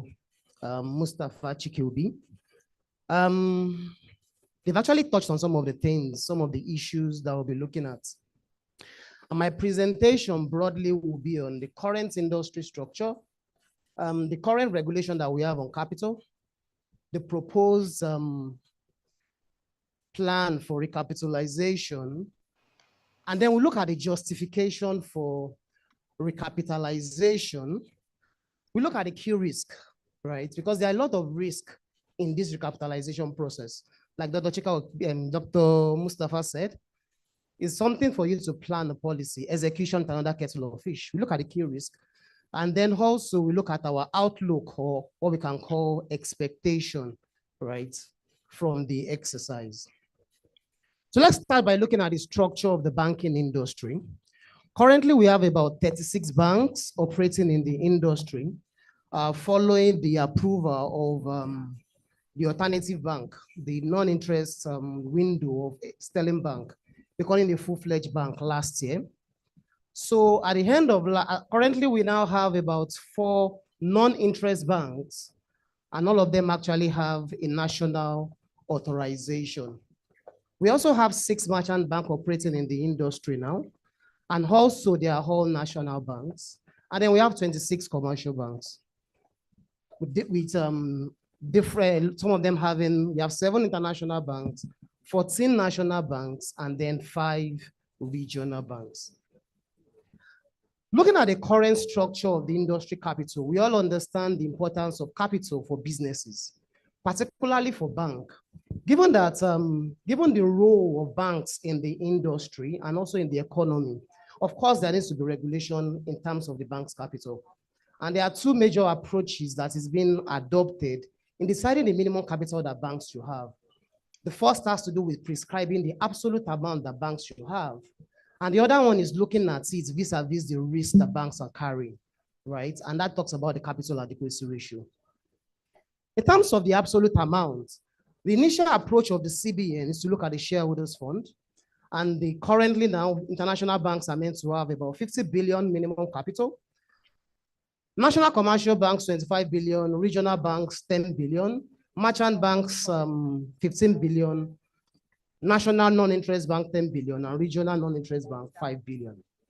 In terms of the capital adequacy ratio, which measures the adjusted capital vis-a-vis the risk-weighted asset of banks, international banks are meant to have 15%, and all the other banks are expected to have 10%, except the regional non-interest banks that are meant to have 5%. Now, looking at the proposed capital regulation, the CBN actually changed, right, the approach to determine the absolute amount that banks should have. So instead of looking at the total shareholders fund, the focus is now on paid-up capital, which entails the share capital and then share premium. I'm sure we all know, we are all familiar with this. We've seen this all over the last 2 months. And we all know that the banks have 2 years to meet up with this capital. The next question is, how will the bank actually even generate this? And like we've heard earlier, about 4 trillion additional naira will actually be needed for the banks to meet up with the new regulation. We've looked at 4 options here that the banks can actually adopt in actually even meeting the capital requirement, the new capital requirement. The first has to do with rights issues, right? And of course, we all know that rights issue is when we offer shares to existing shareholders. There are advantages and disadvantages to this approach. I think the first advantage here is that there is no or very minimal dilution. Everybody, if all the shareholders take up their rights, everybody will be fine where they were before. There is no dilution, right? However, there are some challenges that we can encounter. First has to be the history of rights issue in Nigeria. It hasn't been fully subscribed, and a lot of them have actually not been successful, right? And then also, another advantage before I left that has to do with there's little marketing efforts. The existing shareholders, they already know you, so it's relatively easy. However, there's another disadvantage. There's some school of thoughts that believe that, look, if you are doing rights issue, it might signal that you are finding it difficult to actually attract new investors. This approach, this school of thought is actually, this line of thought is debatable, but there are some people that actually believe that. Now, the other method has to do with private placements, which has to do with you bringing investors. I think one of the major disadvantages of this one is that there will be dilution, right? Some shareholders will actually even be diluted depending on the amount that you are raising and depending on the extent you want to actually even raise it. And that one can actually give you some relatively higher success, particularly if you're a bank with a very good franchise, well-known. It could be an easier route for you to do it. However, you might have to do extensive marketing work because you might need to actually even talk to a lot of investors, try to get their buy-in to the bank, particularly if the bank is not that well-known. And this one tends to be, like I said earlier, it might actually be a bit more successful. The other option is for mergers and acquisition, right? And I think this is one of the routes, like we've seen earlier, a lot of banks actually took during the 2004-2005 recapitalization exercise. And one major advantage that you have here is that you have a large pool of resources, a large pool of competencies that will actually be available to the bigger bank. However, there are some disadvantages. Like we all know, globally, there is this argument and this school of thought that, look, most mergers and acquisitions, they don't even achieve up to half of what they actually set out to achieve. At the end of the day, most of them might actually not be successful, right? And also there might be cultural shocks. Now, some mergers that were done to 2004, 2005, some of them today, you are still having issue that, oh, you are a staff of the old bank, new bank, and integration can also be actually even very, very difficult. There is also the issue of due diligence. If you've not done your due diligence properly, you might also just be realizing that, look, what you've paid for, you are not actually getting the value that you've actually even planned for. Then the other option has to do with you scaling down your banking license. And this seems to be the fastest route to actually even meeting this capital regulation, because you realize that the paid up capital of almost all the banks in the industry is almost higher than the one for the one that actually below them. What do I mean? For instance, all the international banks, you realize that their paid up capital is higher than that of national banks. And almost all of the national banks, you realize that their capital is higher than that of regional banks. So the easiest way for you might be for you to say that, look, I just want to step down while I still try to even sort out over the next couple of years, I may actually even now scale back up. And one of the beauty of it is that, look, in this case, there's no dilution. The shareholders still maintain their position in the bank, in the entity. However, there are some issues with this. First, have to do with the winding down process, because assuming you're a bank, assuming that you're a national bank, that you have operations spread all across the country, that means you have to scale down your operation in some regions. So the first question is, which regions will you actually scale down from? Then you might have some staff, you might have properties there. There might be a lot of issue has to do with winding down those operations. Then also, in terms of the preferred region where you actually want to operate, although you might apply to the CBN that I want region A, region B, or region C, it is actually at the discretion of the CBN which region will be approved for you. So you might say that, look, I want region A and B. The CBN can say, no, I can only allow you to operate in region C, D, and E. Because the CBN is actually trying to push for financial inclusion. And over the last couple of years, we've seen that the regions where we have a lot of economic activities, the CBN has been reluctant in approving regional banks to operate in those areas. Now, I wonder, although that such a bank will face has to do with the number of years in which you must operate before you can change your license. I think last year, the CBN released a circular stating that before you can change your license, either you scale up or scale down, you must have operated for a minimum of 5 years without that license.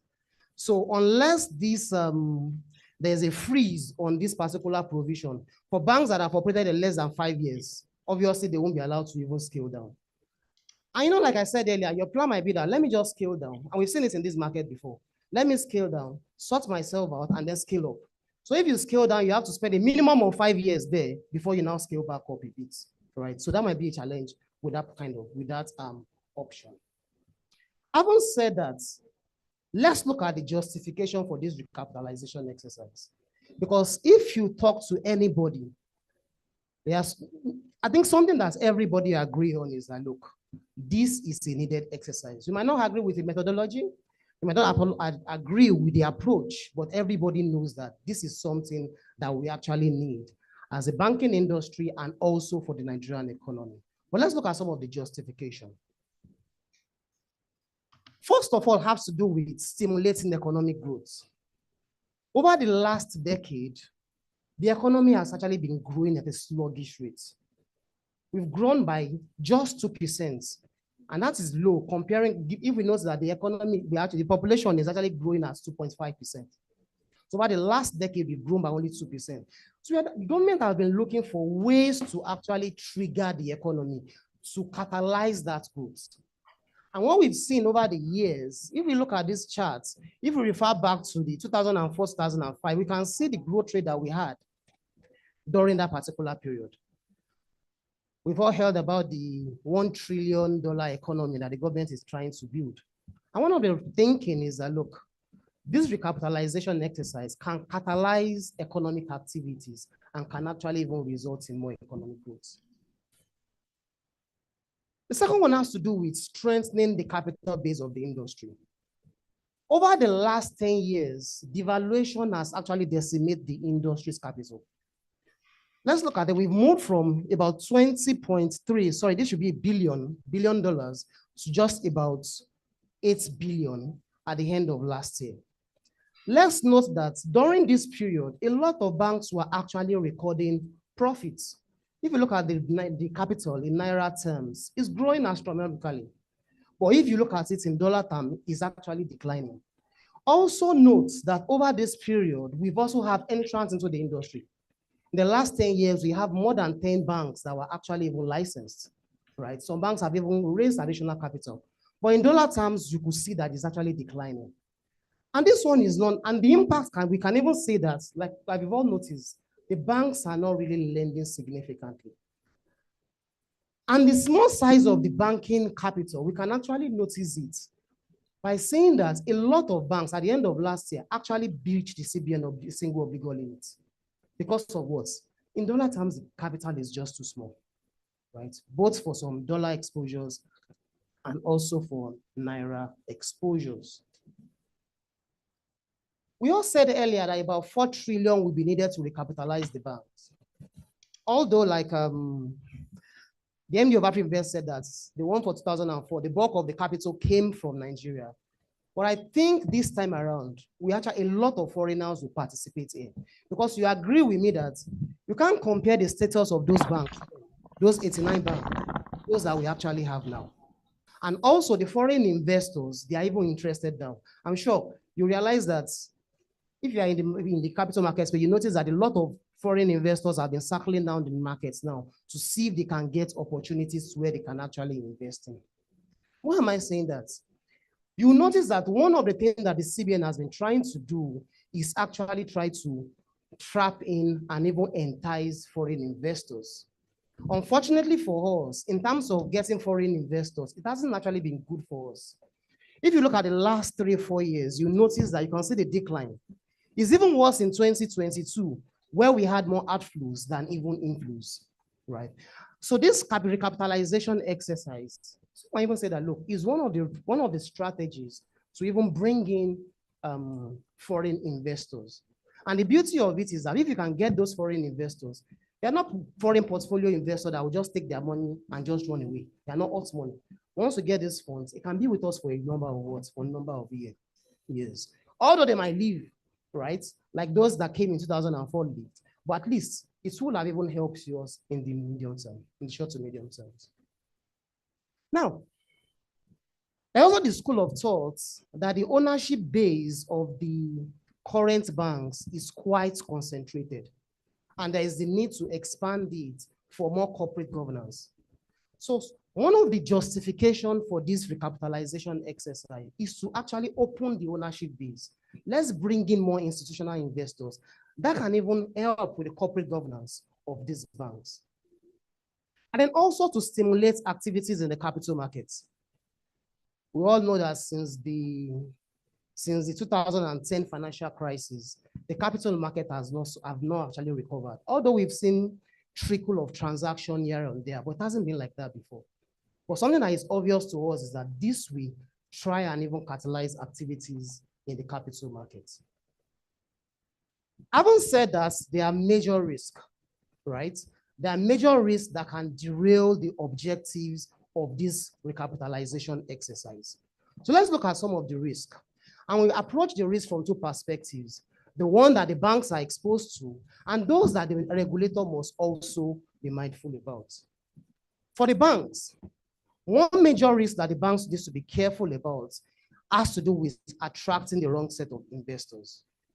Because if you have the wrong set of investors, it's just a matter of time. That bank is almost all this way out.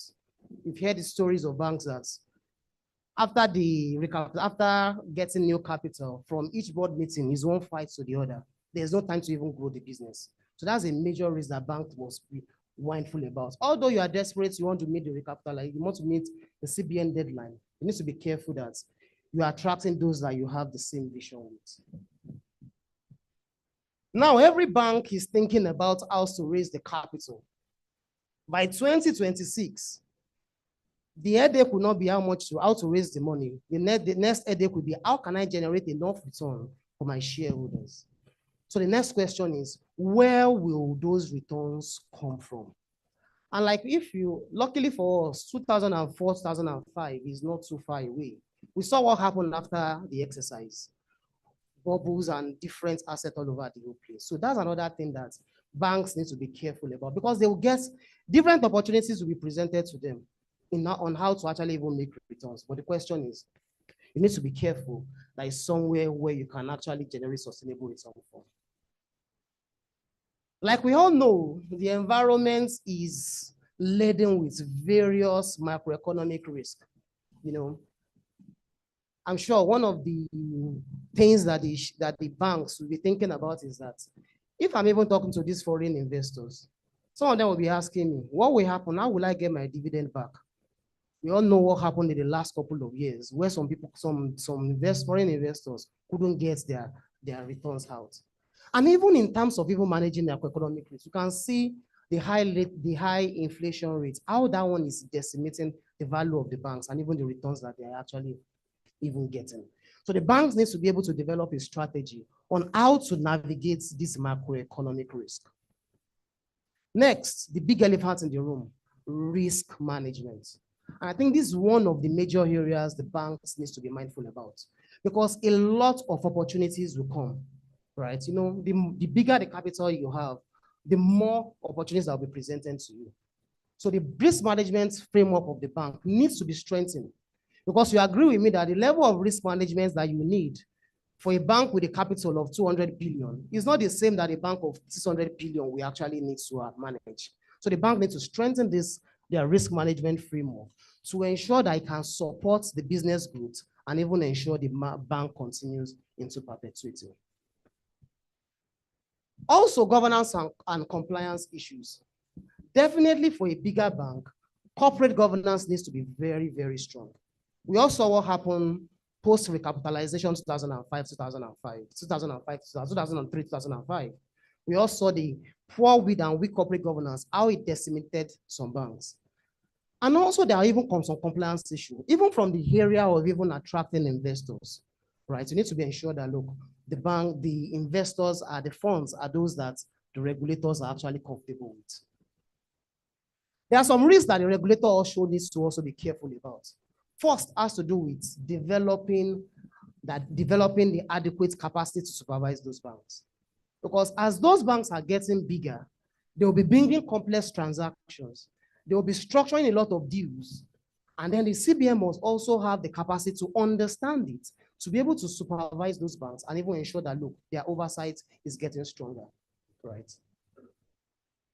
Also, there are also governance and compliance issues that the CBN also needs to be mindful about.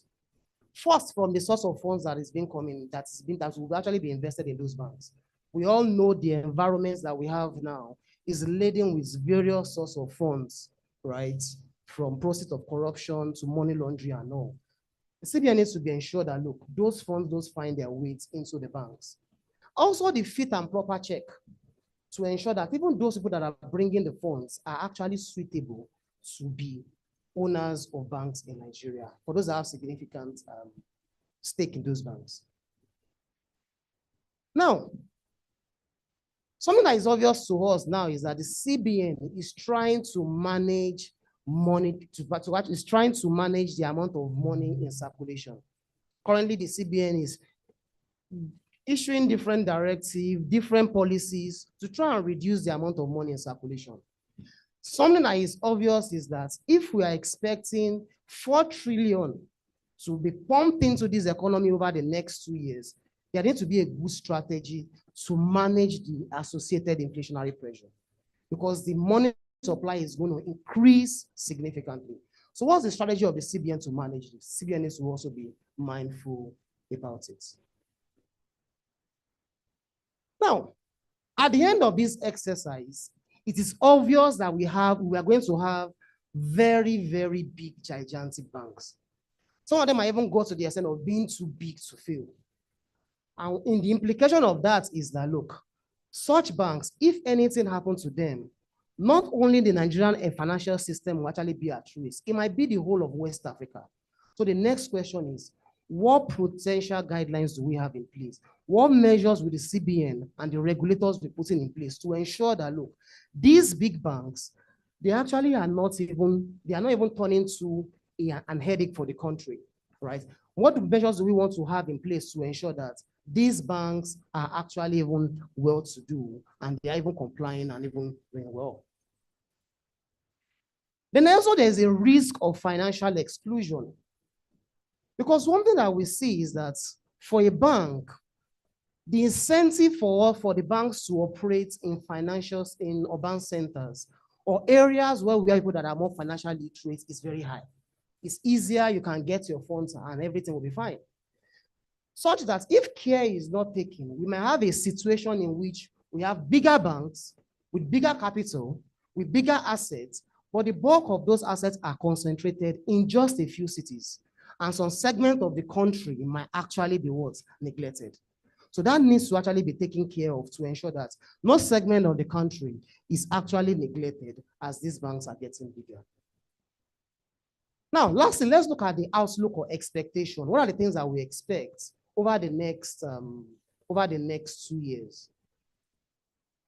First, about 4 trillion, like I said earlier, will be injected into the economy for the banks to meet up with this regulatory,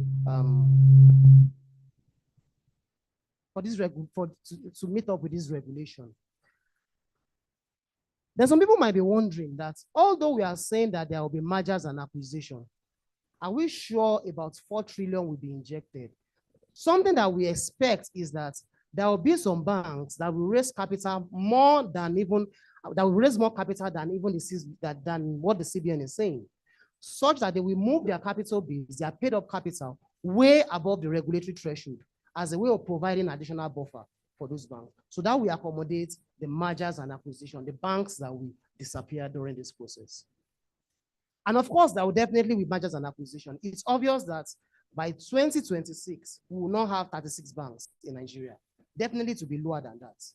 However, the level of merger and acquisition, it won't be as high as what we had in 2004, 2005, when we moved from 89 banks to 24 banks. It won't be that high, but definitely will still be some mergers and acquisition. Now, we also be some license changes. We're already saying this because if by any way you actually look at it, the amount of paid up capital the CBN is telling the banks to have now is not, the money is actually huge. So as a bank, you need to be sure that your license can give you adequate returns. And what we've seen over the years is that, look, with the way the CBN is regulating those banks, there are some segments that, look, you won't actually generate enough returns. There are some segments of the banking industry, you realize that those holding that license in the last 5 years, their ROE hasn't been up to 13%. So a lot of them are actually rethinking it now. So you need to rethink it. Is this license, is it worth the investments? And we're already seeing something like that. Over the last couple of months now, 2 merchant banks have already even decided to convert to commercial banks. We're going to see such movements in the near term, just to ensure that they optimize their capital. Sorry, can you help me with the slide? Yeah. Okay. For the international banks, we expect more expansion. Currently, we know that about 2 of them are actually they are in an expansionary mode. So 2 of them are expanding, but we think more of them will be triggered by this capital. Because like I said earlier, the headache is not about raising the capital in the next 2 years. It should be how do you generate enough returns? And a lot of them will be looking at opportunities outside Nigeria. Some of them not only within the African continent, we expect more of them to actually even expand to more international ops. Then those that are in other countries, we expect those subsidiaries to be further strengthened by the parents. They're going to leverage on the parents' strengths, how big the parents, the network of the parents, to even increase their dominance in those countries where they operate. Something that we've seen over the last 5 years is that as the regulatory environment is constraining profitability of the banks, a lot of banks are exploring opportunities in other industries. That's why we've seen a lot of them moving into the old core structure.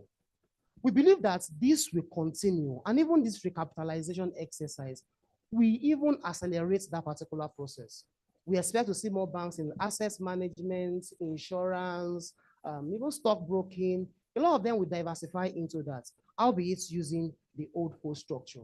And something that one is also showing is that it's going to be relatively more complex for the CBN regulating those banks. And there needs to be a synergy between the bank supervisory division and also that of other financial institutions to ensure that those banks are well supervised. And we don't have the issue that we had around 2008, 2009. We anticipate more products in the banking industry because, like I said earlier, when you have more capital, you need to deploy those capitals to generate enough returns. And even if you talk to some banks now, they will tell you that it's not that they're not thinking about those products. But by the time you look at the cost of de-risking some sectors, the cost of developing some products, when you look at it vis-a-vis the amount that you plan to deploy to it, it's not worth it. But now with a larger capital base, you have a bigger amount that you can actually deploy into different products, and then you can actually even de-risk it, and that can also help you. And my expectation is that at the macro level, right, there will also be some changes to ensure that all these headwinds that we have are actually reduced a bit. Because if these headwinds actually persist, it's going to be difficult for the banks to help to achieve the $1 trillion economy. Because something that a lot of us forget is that we're always looking at the growth that we had between 2003 and 2007. We forgot all the macro environments, the synergy that we have within the fiscal guys and also the monetary authorities during that particular product. And we believe that there will also be some niche, some banks will be focusing on, because it's obvious that not all the big banks, not all the banks will be focusing on the big corporates. We expect some banks to be try and develop their niche. And we anticipate that there are some banks that will say that, look, okay, I'm not chasing after a big corporates. My own focus will be the NSMEs.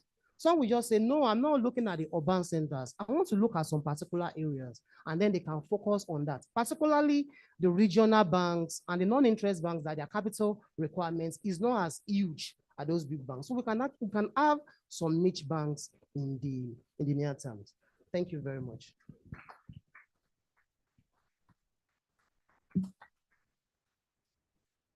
Thank you very much. Thank you very much, Mr. Ayokunle Olubumi. Are we still cold? I would imagine that everyone is on their toes now, seeing that all of this analysis.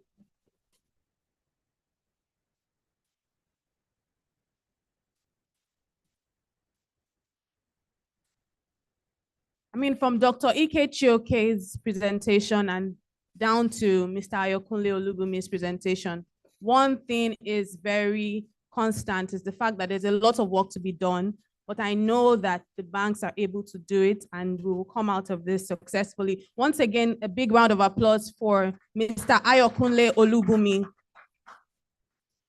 As we move on the agenda now, we'll now be taking our panel. And for our panel discussion, I'll be welcoming our panelists to the front for the panel session. And in no particular order, I'm going to be welcoming them. I'd like you to please be patient with me because I might mix up some pronunciation. So please be very nice to me. I'll be welcoming Mr. Osaro Egobamien, SAN, the managing partner, Perchstone and Grace. And next is Mr. Ayokunle Olubumi, the head of banking, Agosto and Co. Thank you. Also is Abiodun Ogunoiki, associate partner, Ernst & Young, head of financial services, risk management, West Africa. And last but not least is Victor Undukauba, the Deputy Managing Director, AfriInvest.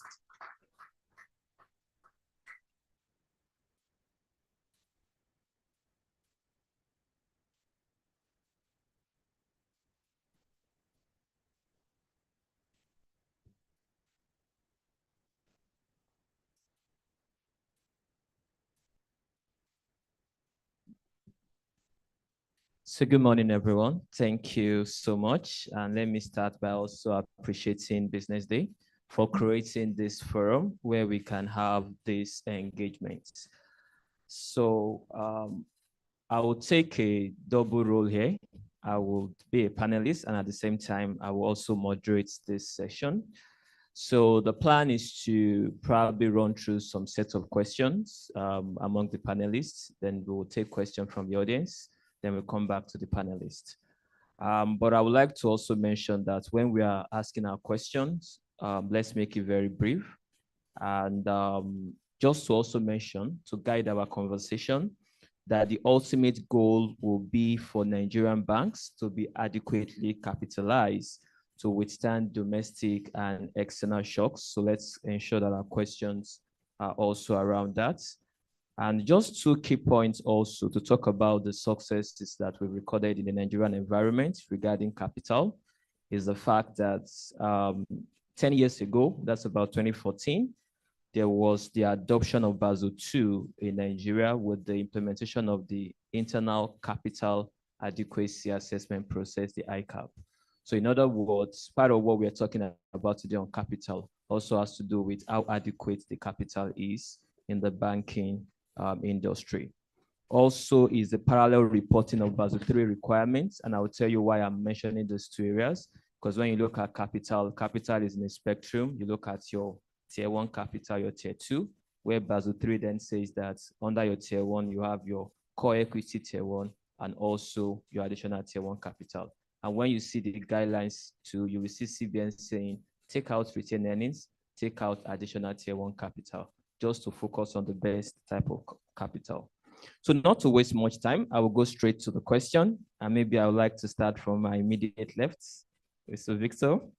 And I know Good Friday, everybody was preparing for the public holiday. Then we saw the CBN circular that says that banks should recapitalize, even though the CBN has indicated their interest some months before that. So my first question is, can you elaborate on the objectives and necessity of the banking sector recapitalization program? How is this going to be different from the 2004 banking recapitalization, considering that several things have changed, macroeconomic environment, and several other factors? Thank you for the question. And I think the question was very eloquently answered in the presentation that my GMD made. But just to recap, the reality of the macro picture today, especially from a foreign exchange perspective, has obviously made the case for a recapitalization. The Fireside chat also, Mustafa Chike, will be made very clear that even if it's just on a currency basis, the capitalization of banks clearly needs to be shored up, if for nothing else, just to support the level of business that is currently being undertaken today. Therefore, I think compared to the process that took place in 2004, 2005, the reality of the Nigerian economy today is one where, in terms of complexity and diversification, we have a much more service-driven economy today than we had at the time, with services accounting for about 51, 52% of the economy. Manufacturing is down, agriculture is down in terms of absolute numbers. However, there's room for growth in terms of processing, agri-produce. There's room to invest in infrastructure. And I think given the level of capitalization of banks, the ability to participate in the next wave of growth clearly cannot be funded on the basis of the size of the balance sheet today. MC also made a reference to some insight he got by asking questions with the regulator and some of the concerns around the quality of the retained earnings. That itself also needs to be addressed. And that is what this also seeks to achieve. So that is perhaps one way that this particular exercise will differ from the previous one. Thank you so much for that. That's well placed. Maybe just to talk about that, we can't talk about capital without talking about also the Basel requirements. Basel defines regulatory capital as the capital that's available for loss, and it includes retained earnings. So you mentioned quite well that even the quality of retained earnings, there are some doubts around that. And So that's well placed. We'll still come back to much on that. Now to my immediate right, Ayokunle. Globally, when we look at capital, there is minimum capital and there is also the capital that is as a result of the risk you are carrying. So I see this new circular focusing more on the minimum capital. So in your perspective, are you saying that the CBN is not looking at the Pillar 2 risk? Because I know Pillar 1 is already covered under your capital adequacy ratio. Is the CBN not looking at the Pillar 2 risk and also peradventure extension to the stress testing, which are elements of the ICAP? Or would you think that in coming up with the minimum capital for the different levels, they are considered all the risk that those banks are exposed to? Thank you, Biodu. Okay, you mentioned earlier talking about the capital adequacy ratio. Even in computing the capital adequacy ratio, you agree with me that some of the risks that the bank is carrying is actually even considered also. Because think about it, two banks can have the same absolute amount of capital. Both of us can have 1 billion naira as the capital base. But based on the risk profile, we may actually have different capital adequacy ratio. Also have at the back of your mind that we have a diversified licensing structure, which I think it's something, an improvement from what we had in 2005, where all the banks are just expected to have 25 billion. Although what CMO said is debatable, that a bank with international exposure, that you should be able to, the risk should be diversified. But ask those that they've lost capital in Ghana over the last 2 years, they will tell you a different story. So that diversified structure, it also helped to address it. And like you also mentioned, don't also forget that banks are also required to develop ICAP and your HILAP. And your ICAP and your HILAP not only looks at the macroeconomic risk, but also look at your own business risk. How you want to ensure that you have your own, you have adequate capital to address the business risk that you are exposed to. And like we all know, your ICAP is not just copy and paste. You have to submit it to CBN. And what we've noticed now, the CBN is actually even getting more thorough when it gets to approving those policies. For those banks, we also know what banks went through to even get their 2023 accounts approved. Let me also add that the CBN also, because when you're talking about Pillar 2, you're talking about the role of the regulator and the supervisors. Don't also forget that the CBN also pay periodic visit and audits to those banks. At least at the minimum of 4 times a year, they'll come there. You have your own supervisory reports and you also have your risk weights. So all those one takes into consideration the individual risk that banks are also exposed to. All right, thank you so much. So I take it that the CBN has considered all this risk in coming up with a minimum capital. All right, so my son, my question is around the different capitalization options. So in your view, what are the factors that the banks should consider for the different options they are selecting? And I would also like you to take into perspective some examples, particularly a group of companies or group of banks with subsidiaries or sister banks, and also look at owner-managed banks to avoid dilution. So what should guide the banks in the choice of the recapitalization option? Okay, thank you very much. I think the central bank in its regulation prescribed the specific methods by which you could raise capital. I think it's been dealt with here already. And I'll just repeat it. That's mergers and acquisition, subscription, rights issue, and then private placements. The particular, well, there'll be a combination of both because there's a lot of money that you're trying to raise. And that's why maybe in this discussion, I think there should have been somebody from the capital markets because we need to deepen the capital market. This market is insufficient to raise that. So we start thinking about how we might have cross-listing. But keeping it to your question, I think when you're talking about dilution risk, you'll be looking at private placements and people going directly to look for investments. And that raises a slightly complicated issue because the private investor will be looking down at the assets that the banks have created. And if you look at that statistics, I think I could put it up, you will see that the banks are focused on funding assets, instruments belonging to the government rather than the real assets. You see the ratio that was shown to us between the loans and the GDP, which means effectively, if you're looking for real investors to come in, your underlying assets needs to be strengthened.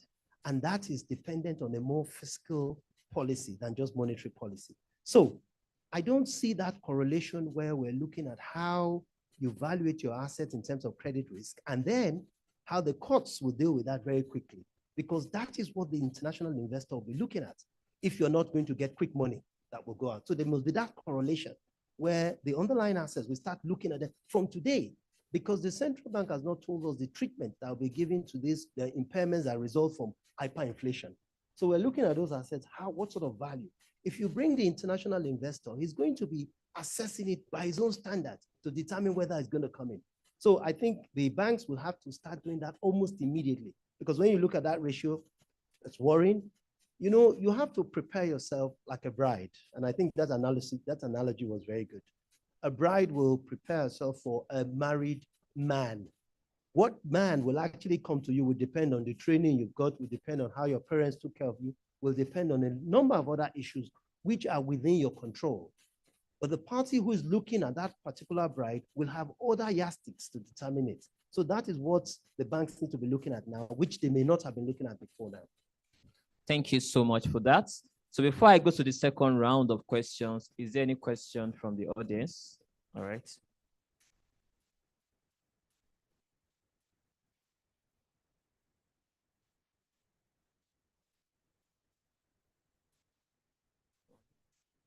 Good morning, everyone. Good morning. My name is Olufemi Akinrotimi, and I'm excited to be here. But also, I have a question that's been bothering me. I like the presentation that Dr. Ike gave, and I'm surprised that there are no bankers, commercial bankers in this room. And I may upset them with this question. So in your slide 29, Olubumi, you said that by 2026, banks that are raising capital now will have a challenge. What to do with that money that they have gotten? Dr. Ike, I don't want to sound like the guy that's spilling the pessimistic side of things. I imagine that we will have a return of banks that are creating entities that will be doing things that we saw in 2004, 2005. We would imagine that now we are going to raise capital, so the supply side will be there, but then what would they do with it? So my answer, and then I'm going to end with a question. A question. What are we doing with the SMEs? SMEs contribute to food security, GDP. Their contribution to GDP is in established reports, food security, employment all over the world. The AFCFTA is coming. The Coastal Road is coming. SMEs in Nigeria, we're raising money. What about the existing money that we have now? Are we deploying it to the right places? The chairman of Fidelity Bank said something. He said, banks would buy treasury bills as opposed to lending and creating real assets.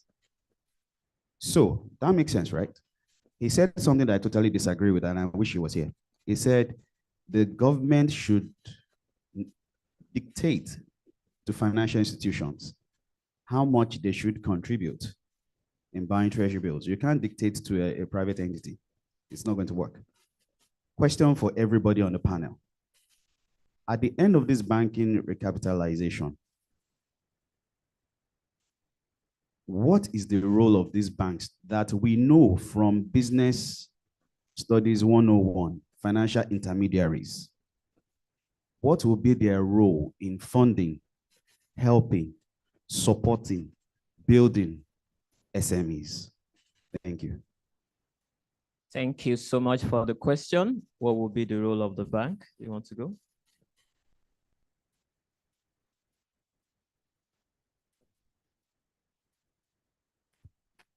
And what do I know as a bloody lawyer? Let me as this from the perspective of law and a banking or a structured finance lawyer. Capital goes where it is, where it will make returns. It doesn't go where it is desired.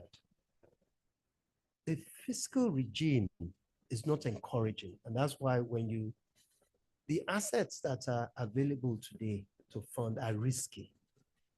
And therefore, it makes more sense because you have a duty to your shareholders to fund government instruments, OMO and all that.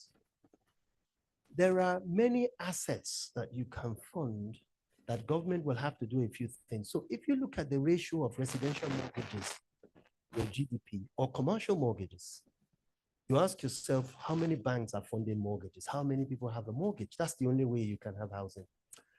When you talk about SMEs, many of them are not well structured, so they are a risk to invest in. There are guarantees that needs to be introduced to help that system. So if you are actually going to raise capital in this form, there are many things that would have to happen, and I'm happy it's 2 years. Some of it will include having a mini financial sector where when the banks assets, and the banks are there to make money for their shareholders, if there's a default risk and it takes 10 years to resolve that dispute, I can tell you that banks are not going to fund that because they'll go out of business. So you can't have a system where you're creating assets and then the mechanism by which you resolve disputes is almost non-existent. So there are quite a number of infrastructural issues that should follow this exercise if it is going to work. And I think that is the problem. That is what the central bank. I agree with you. I agree with you completely that in a room like this, you have to have central bank and the commercial banks. And I'll just give one more example. You see, today, the banks cannot diversify their assets easily. When Chikobi was here, I was asking him, because we're talking about it before now. And the question really is, if a bank were to fund an infrastructure, oh, that's another thing, infrastructure is there. Nigeria can be changed into an infrastructural center by what we're thinking of doing. So you can fund infrastructure. Today, they cannot fund real infrastructure. It's because of the mismatch. But if a bank funds an asset in infrastructure, say 3-5 years, and today we now have a cost-reflective tariff and power, so it makes more sense to go and fund any of the value chains in the power sector because you can generate more income. What banks do all over the world is to sell down those long assets that they have on their books with the hope that they can diversify into more productive things and somebody else can manage that asset. But today there's no framework for that.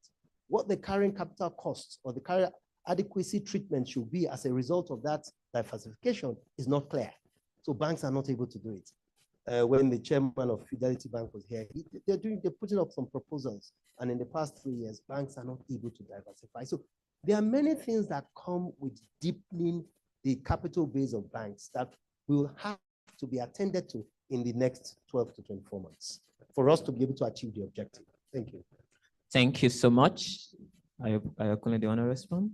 Yeah. Okay, I think he answered the question, but I think if I want to add to that, I think the expectation is that even within the CBN, there will be a change of mandates in the next 2 years. Because if you look at the CBN now, they actually maintain a tightening stance. Last couple of weeks, we saw the circular reducing the LDR, although that we know that one is not achievable. But that's a very big signal. To even show you that CBN is serious about it, they even did a podcast saying that what we are doing now is we are tightening. If you are tightening, meaning that I don't want you to grow your loans. So if we don't have a change of this stance, we just realize that you raise the capital, they will end up as CRR with the CBN. Thank you so much. So let's get your perspective, then I'll conclude. Okay. I would look at it from the perspective of one key variable in the economy, and that's inflation. He mentioned tightening. the CBN is trying to contain inflation. Under that scenario, you can't be talking about extending loans. And that's the reality. Inflation today is north of 30%. It means that any SME that is going into business today has to be doing at least 2x that sort of return in order to be able to pay the cost of inflation, which would cater to the cost of borrowing and the cost of running business. The only thing that any business can do at that scale is a high margin business, which is probably services, or you are trading. To trade, you're heading back to what? FX. Access to a liquid FX market that is available when you need it in order to fund trade. So we can see that the economy is in a conundrum. Right now, we can't be talking about economic expansion, lending to the real sector, or manufacturing in a situation where the economy is high inflation, low growth, and high unemployment. So the actions of the central bank today are geared towards, one, tightening, two, bring down inflation in order to then make the economy more stable for growth. Ultimately, the mandate of a central bank is primarily price stability, which is you bring inflation down. I'd like to draw a parallel to another African country that I had the privilege of visiting in 2014. During the last, in fact, MCU was here. We had a mandate from AMCON to sell a bank for it. I led the deal that sold Main Street Bank. And one of the banks that indicated interest in that process at the time was a Moroccan bank, AWB. It showed up in the process, and I hadn't heard of them up until that point in time. And I looked up them and I realized that they were twice the size of First Bank, but they were quiet. They withdrew from the process, and we thought, why did you withdraw? Let's come and engage. And I got into Casablanca and I realized that long-term inflation in Casablanca, in Morocco, was 1.9%. Lending was happening across board between 4 and 6.5%. There were mortgages for up to 45 years at less than 6% in that country. This is a fellow African country. So we can see that it is inflation that sets the tone for business. The central bank's primary objective is price stability, focus on inflation. We should have a clear inflation targeting regime. And I'm happy that the new central bank has articulated this very clearly as one of its core objectives. Inflation targeting, bring inflation down, because inflation is the enemy of every single one of us. To the extent we can bring inflation to a healthy level that is able to support sustainable growth in GDP, then we can begin to talk about everything else, from lending to manufacturing to mortgages, and that is what then fuels a more diverse economy. Thank you so much, Victor. So just to cap it up, as a consultant, I work across different banks and across different countries. One of the projects I did recently, I was talking to, I think that was Kenya, and the leadership mentioned that in Kenya, there is stability in policies, not like Nigeria. And I look like, it was funny, but it's the truth. So think about it. Last December, you had MTN, you had Nestle reporting losses. Was it due to bad management? I wouldn't say so. It's more of what? Instability in policies.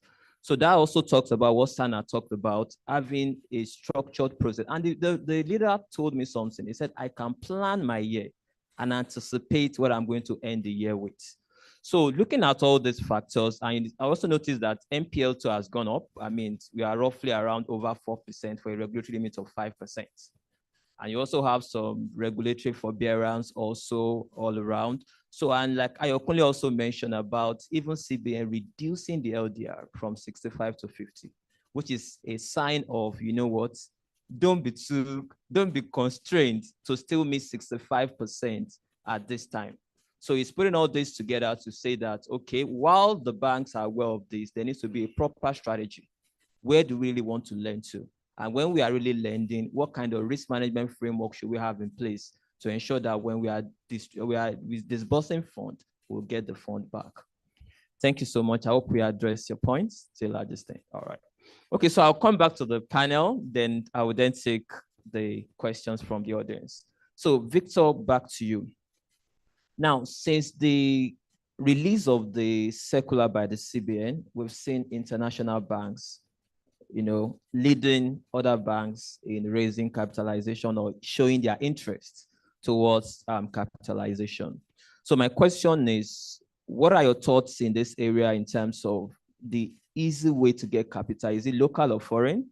And also, what is the role of the capital markets? Thank you for that question. I think that question speaks to the foreign banks that operate in Nigeria, if I get that correct, and their willingness to shore up capital for the purpose of complying with the new regulations. My sense is, as a capital market operator, that the prognosis is that we'll probably see the possibility of raising capital would lean more towards local than foreign in the short term, for very obvious reasons. And the SN spoke very well about this when he talked about, for example, if you look at the macro picture, look at the FX situation, it's both an attraction and both a distraction. On the one hand, when I gave a presentation, it showed, for example, valuation comparables between Nigerian banks and banks in peer regions. We looked at other African banks, we looked at banks in EMEA, and you can see that the Nigerian banks were trading at a huge valuation discount to peers. Now, while that looks like an opportunity, the flip side to that is, yes, the shares may be cheap for a guy who has dollars in his pockets and looking to buy into Nigeria. However, the field of operations, which is where do the banks play? What is the prognosis or what is the outlook for that economy in terms of growth and expansion? Is a Nigerian bank a viable alternative to a foreign investor who has dollars in his pocket and looking for where to deploy that capital, vis-a-vis what the landscape presents across the world? The other thing to bear in mind is that we're entering a period of volatility globally where we're seeing a rise in risk. Inflation has been sticky, albeit down from 2 years ago when Russia invaded Ukraine. But because of that high inflation scenario in the US and Europe, it means that risk levels are elevated globally. And as we speak, there is a flight to safety by investors around the world where people are defaulting to holding US dollars and holding US Treasury. Some are also buying gold. So for one to take risk today and say, look, am I going to a frontier market like Nigeria? What is the policy environment around Nigeria? How does the central bank treat capital? Are there capital controls? Can I come in and exit at will?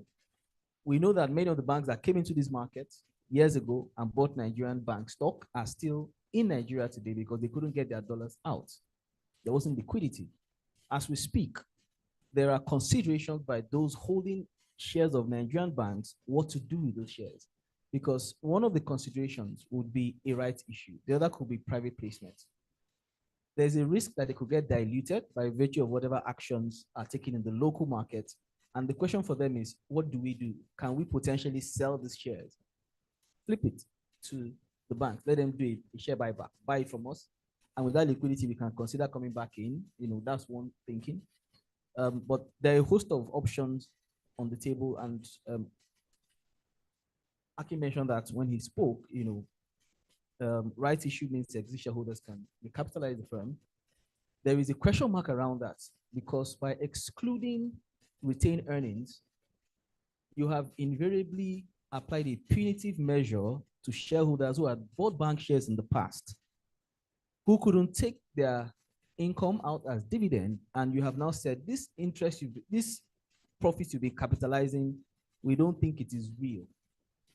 Therefore, all of the profits you've earned in the past, which you could have taken as dividend that we didn't allow you to take, we're saying is not qualified. So that investor, you're telling him, I don't believe in the business you're doing, and which explains the decline we've seen in bank share prices. So now expect the same person to bring additional naira to the table to buy more shares of the same institution you've told him he can't take his money out from, is where there is the inconsistency in communication. And I think that's what Mustafa spoke about, the engagement and the constant communication between the central bank as a regulator and the banks, because the investor community is particularly hurt by that exclusion. Now, the flip side is when you then try and do a rights issue, who is buying the rights issues? Again, it's Nigerians. The stock market is a veritable platform for coming to list, like MTN did. However, if you're going to then come in to do a private placement, which is to get additional Nigerians to buy more shares, they will talk to the guy who has been in there before. Okay, you don't do this thing before. How has it been for you? How have you fared? If the report card is not exactly exciting or positive, then there could be a dampener there. which then leads us back to what are the alternatives? Maybe M&As, and we think that that may happen, but there's some time. So there's 2 years. Hopefully some of the measures that are being taken by the monetary authorities will get supported by the fiscal authorities, and we can then see a change in the policy stance. As against tightening, maybe there could be some loosening up, and that can help. But ultimately for the foreign investor, there will be some who will look at the market. There's some who have been looking at the Nigerian market for a while. The shares are on the cheap, but whatever moves they make would be extremely strategic in the sense that if I was a foreign investor looking in, I want to be dominant if I come in. I don't want to be a player, a fringe player. So any moves I make perhaps will be to come in, take several players and consolidate so that I have a dominant position in the market. But you have some guys who are already here who are entrenched. And without mentioning names, you have some foreign players who are very entrenched business interests here. Trade finance, treasury play, corporate banking that are very solid. So if you're coming to a market like Nigeria, you have to be ready to roll up your sleeves and compete. Thank you so much for that. So you mentioned flight to safety, and you also talked about the local market. So Ayokuna, I'm coming to you. Now, when we look at the monetary policy rates today, it's 24.75%, which means without doing anything, without any risk that I'm taking, I can readily earn 24.75. So what motivation should investors have to invest in the bank? What should they do differently that will give a risk-adjusted return? I mean, when you adjust for all your risk, you have a return that is still greater than a 24.75. What do you think about that? Okay, thank you, Biodo. Like we'll say now, the monetary policy rate, like you mentioned, is high. And even the real yield on treasury bills is actually going north of 20%, about 24, 25%. So to some people, it looks a bit good. But the honest truth is that we just know that this is a short-term play. It's not something, it will not always be like this.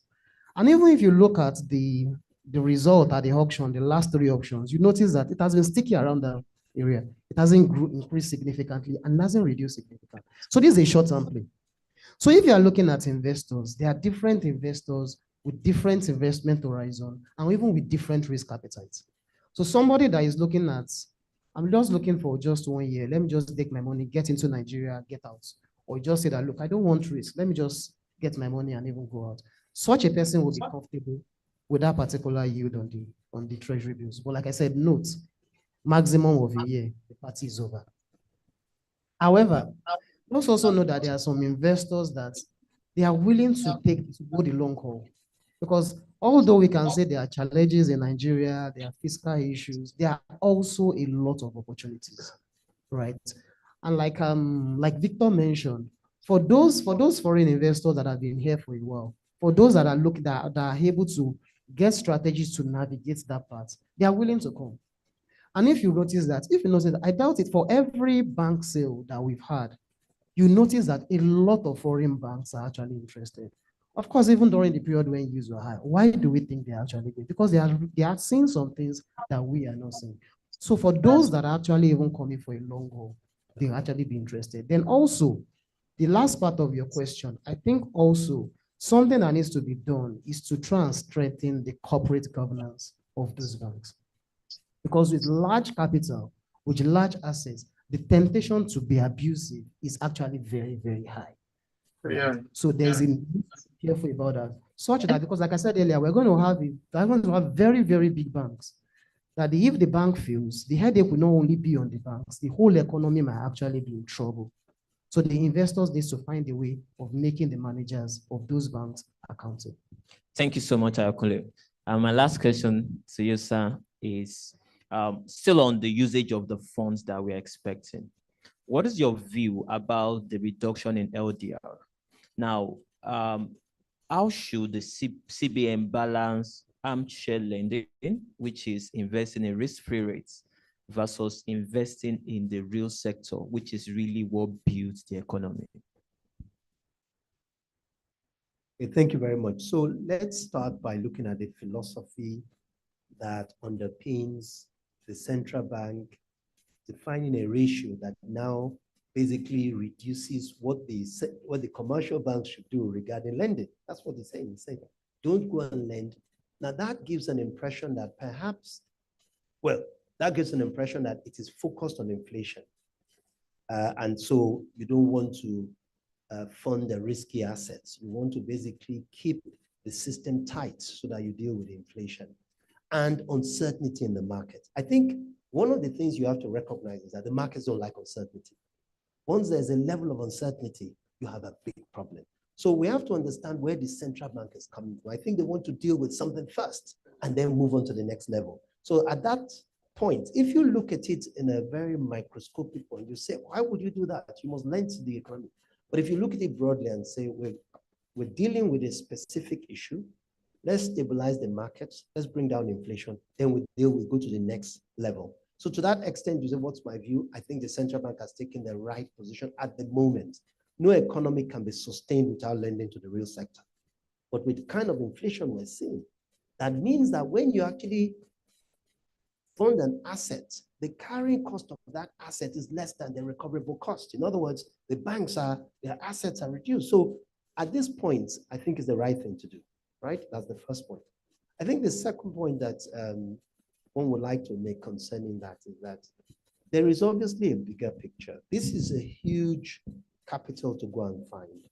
And so the question is, what are the things that the central bank needs to do? What pillars should it put in place to be able to achieve this objective so that the execution tallies with a good policy?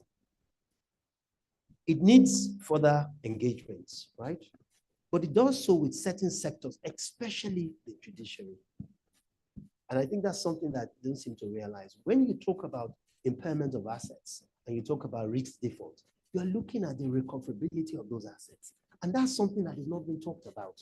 So in many other countries where you have this sort of huge movements, you will have a financial center that deals with these issues. So there's a melting point where many of these issues, because there are many fiscal policies that are beyond central bank that will actually make this policy work.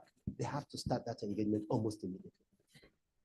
Thank you so much. So we'd like to take questions from the audience quickly before we wrap up. Yes. So 1, 2, no lady. 3.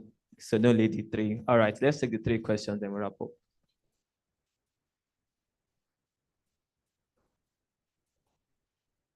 Yes, before audiences. Okay. Hello. Mine is not going to be question, but just a little insight into why central bank excluded retained earnings, excluded additional tier 1 capital. I'm engineer Tokunbo Molashi, a business consultant.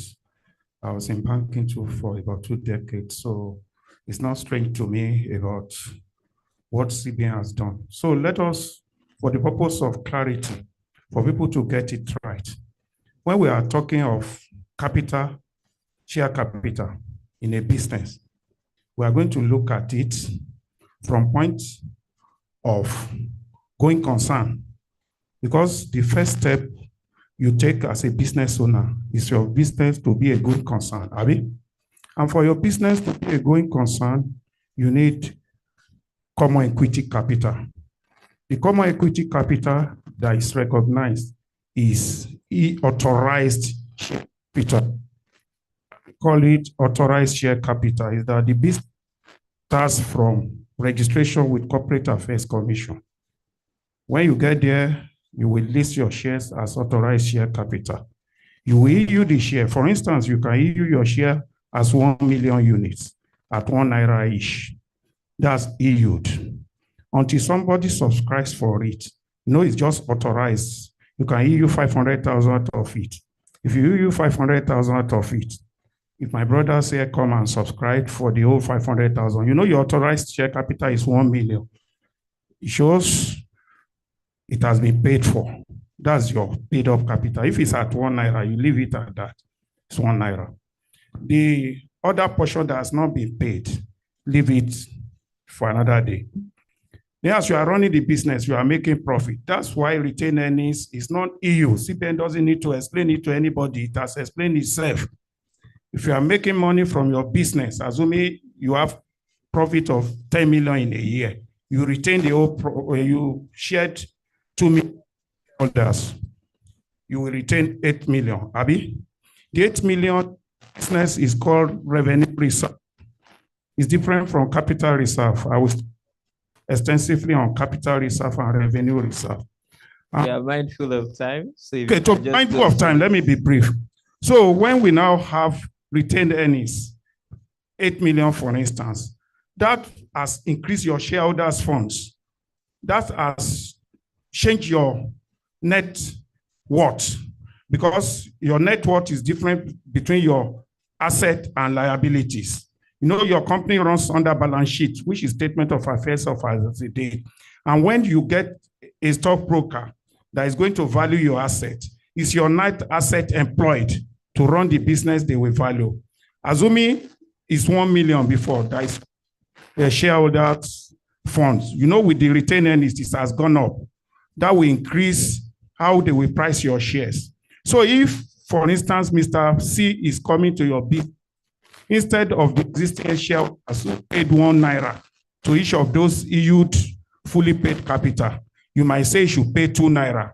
The difference between the 1 naira is paying and the 2 naira is value and market value, and that's premium. And premium is subscribed, is paid. That's why central bank allowed both share capital and share premium as guaranteed capital for going concern, and it's never changing. Okay. It's a constant something. But additional capital, tier 1 capital, is debt securities. You talk of preference shares. You call some investors, come and buy my shares like a bond. They can come and call in the bond anytime and go. That changes the structure of your capital. Thank you so much. Thank you so much for that.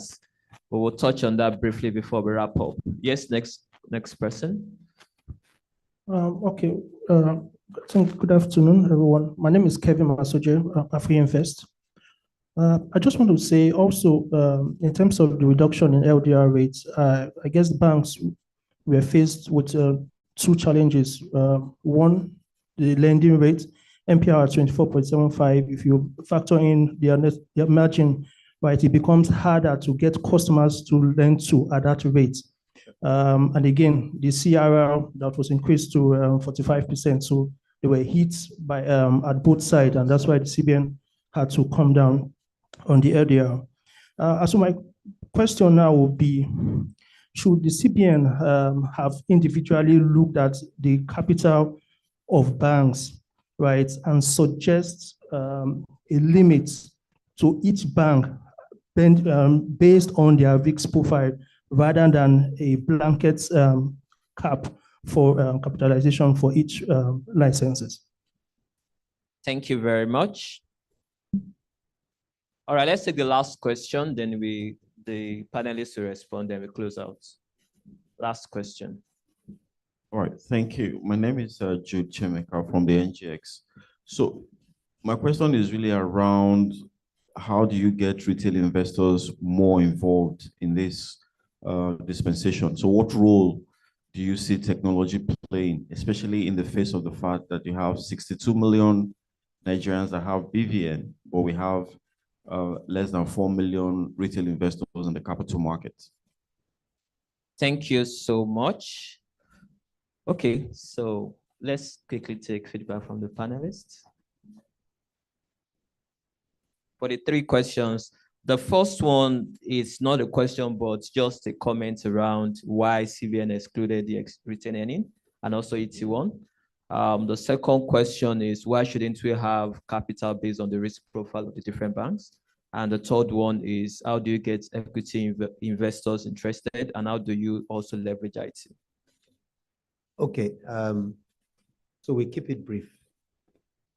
The gentleman who was educating us on the various categorization of share ownership, I think it is not a misunderstanding of the categorization. It is, since that fund is available, why can't you use it to support the business you do? That's basically why you're raising capital. Because there are 1 or 2 things you can do with that amount of money. You can either distribute it, now it's not distributable, or you use it for this purpose. Now, what we've been told And my colleague and I were discussing this 2 days ago. We didn't understand why the central bank said you couldn't use it. But the point that Chikobi made, which is quite interesting, is something which we don't talk about a lot, which is the unwritten rule about how you raise money, how you fund states, and what revenues come into your pocket, whether you follow governance, whether they're kickbacks. Those are very controversial issues. And so how do you begin to segregate the funds that are real funds as opposed to funds? That's a complicated question. So what the CBN did, rather than have introduced expertise that might allow for that segregation, it just bans all it.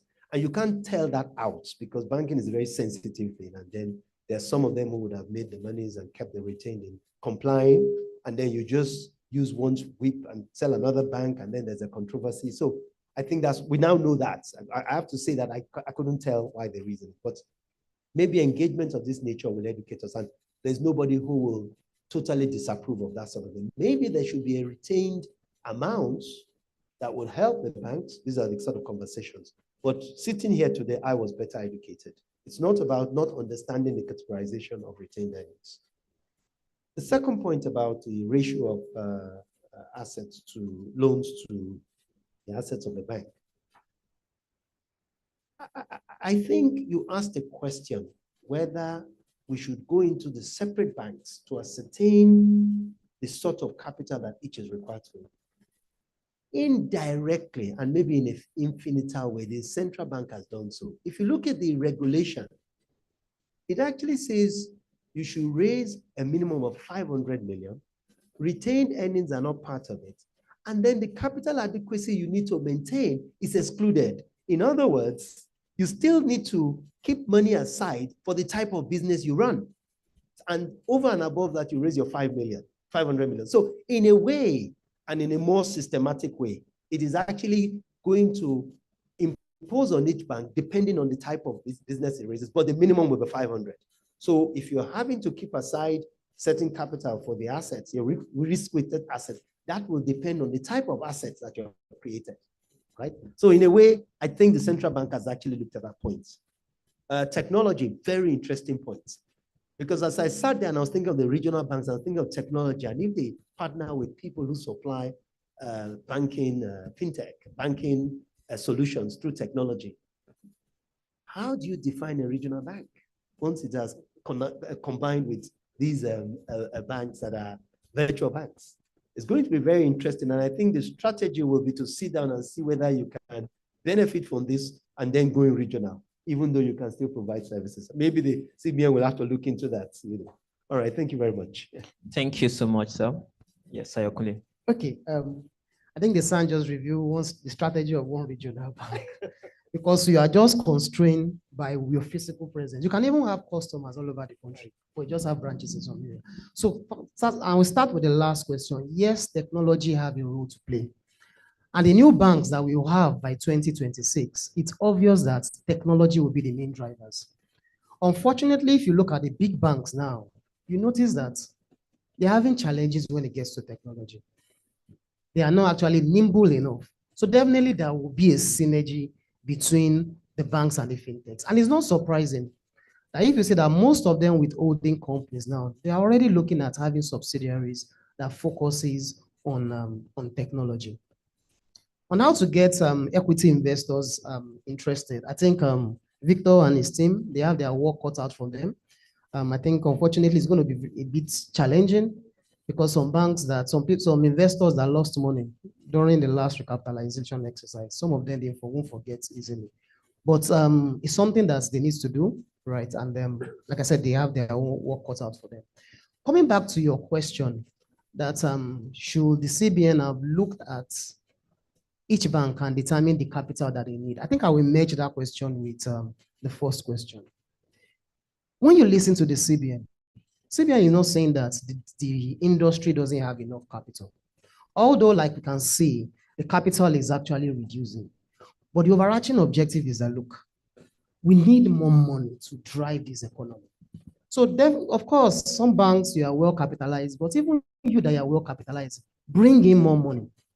such that we can have enough money to catalyze the economy, right? Although some might argue that you are punishing those that are well capitalized, but at least let's incentivize you, but let's nudge you and even force you to actually even grow your bank. So if you look at that one from that perspective, it's not about how much capital do you need vis-a-vis the risks that you actually even have. Because now you have some banks with capital adequacy ratio of getting up to 30%, right? However, another thing to think about is this. Given the kind of environments where we have now, there's no way CBN will go about it that will not be controversial. So if you are saying that, oh, Bank A have analyzed you, bring 50 billion. Bank B have analyzed you, bring 300 billion. Even when it's obvious to everybody that Bank B is almost dead, they need more money, there will still be arguments in school of, let's cast our mind back. In 2009, 2010, the T9 banks that have issues, up to today, there's still controversies. That's why the CBN explaining over and over again the methodology that was adopted. So I think this is like the lesser evil. Just bring in the money. Okay, you think that you are big enough, you are well-run bank. If you are well-run, it should be easy for you to be able to trap investors and even get more capital, right? I'm not saying that I'll bring the money and keep it with me. Just use it to grow your business. So if I look at it from that perspective. Thank you so much, Kunle. Victor, quickly.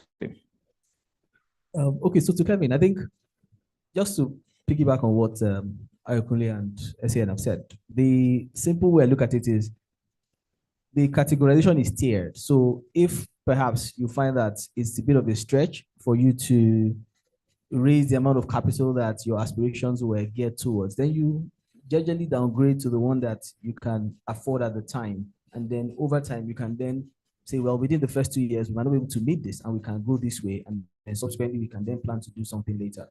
But having that approach makes it easier and less controversial than trying to go and do the analysis of who should raise what. As a regulator, you don't want to create room for ambiguity. Just set a threshold. If you meet it, you operate at that scale, and that's it. The point about technology is one that perhaps has been overflogged in many fora. What are the opportunities? And I like using statistics. I'm happy that Jude made reference to that. He said, look, there's 60 plus million BVNs. However, there are less than 4 million individual user accounts in the capital markets when we look at it from the CSCS perspective. It shows me to some degree that as an economy, there's a lot of room for growth. However, the question is, what is the level of growth we then aspire to? Maybe what we need to do sometimes is to cross-reference our data points and to triangulate the size, the economy we're playing in. So while we have 62 million BVNs, how many unique mobile user accounts are there if you look at the telco data? Then we can then say, look, how many unique RSAs, retirement savings accounts, are there, which represents the total number of potentially white-collared employees who work in formal employment and have pension accounts? Are those accounts not accounts for people who can invest? If they're not investing, what are they doing with their income? Is there enough income to even invest? Disposable income versus investable income, living conditions. So there's a lot of analysis that some of us are doing as industry players today to try to understand where are the pockets of capital seated on an individual basis and how can we access those pockets. One of the things we need to demonstrate as an industry is trust. There are concerns, and perhaps rightfully so, with fintechs and how they operate. Many operate within the borders of regulation. When they then take investor monies or take customer monies, how do they manage these monies? Do they return them effectively? Or are there cases of failure? And how does regulation salvage the situation and protect that investor or the customer? So there are a lot of issues that sort of, cross over each other. And again, leading to what the SCN said, one of the things we don't do well in Nigeria is we talk about a lot of these innovations, but the legal and regulatory environment, when it comes to, for example, seeking relief when people have been injured or hurt by processes or institutions, what is the process? Can you go to court? Who is the regulator? What is the length of time it will take to at least get some kind of compensation? Is it commensurate to the opportunity? What is the cost of that process itself? So I think ultimately we would see more, and we have done that as an institution. We've invested in technology. In fact, we have a complete technology team in-house now, fully fledged in one of our subsidiaries, and they build our technologies in-house today because we got tired of trying to buy. It was difficult getting the right kind of technology to customize for you. Sometimes 3 years you're still implementing, it didn't make sense. Today, 6 months, I've launched a product, I'm out there, I'm scaling it.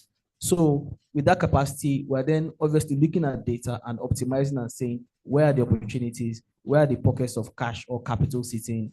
How do I demonstrate trust? What mechanisms can I build into my technology to protect that investor?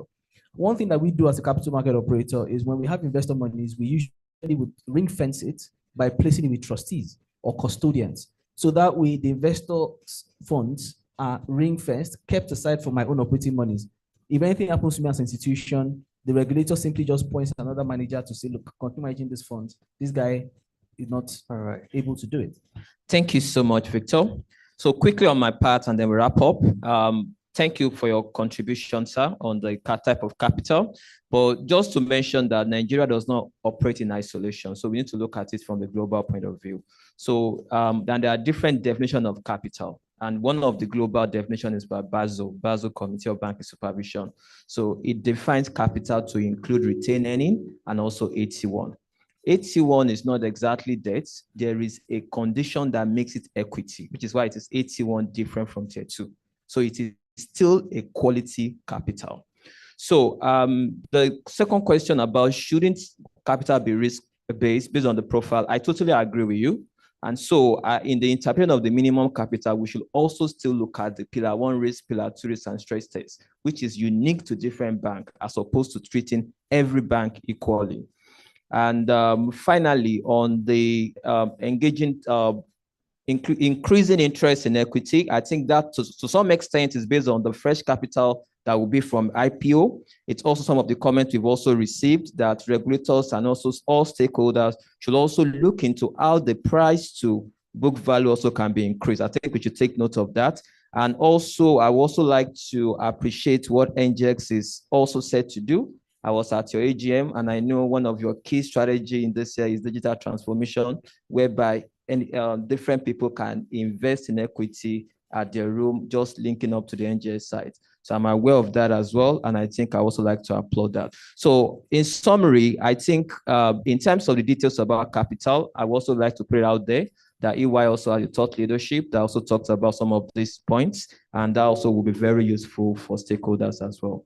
So back to you. Thank you so much. Thank you very much, distinguished gentlemen. Thank you very much. So from presentations to fireside chats, panel sessions, the questions and answers, I'm sure that everyone has been better educated and enlightened on this topic. We'll not be able to take more questions from our online audience, but we acknowledge that they are asking questions online. But because of time, we like to be very conscious of time. We'll not be able to take these questions. But we're coming to the concluding part of this program, and I'd like to make welcome the Chief Research Officer for Business Day Research and Intelligence Unit, Ms. Nike Alao, to give us a brief research insight presentation. Please make her feel welcome as she comes up stage. Thank you.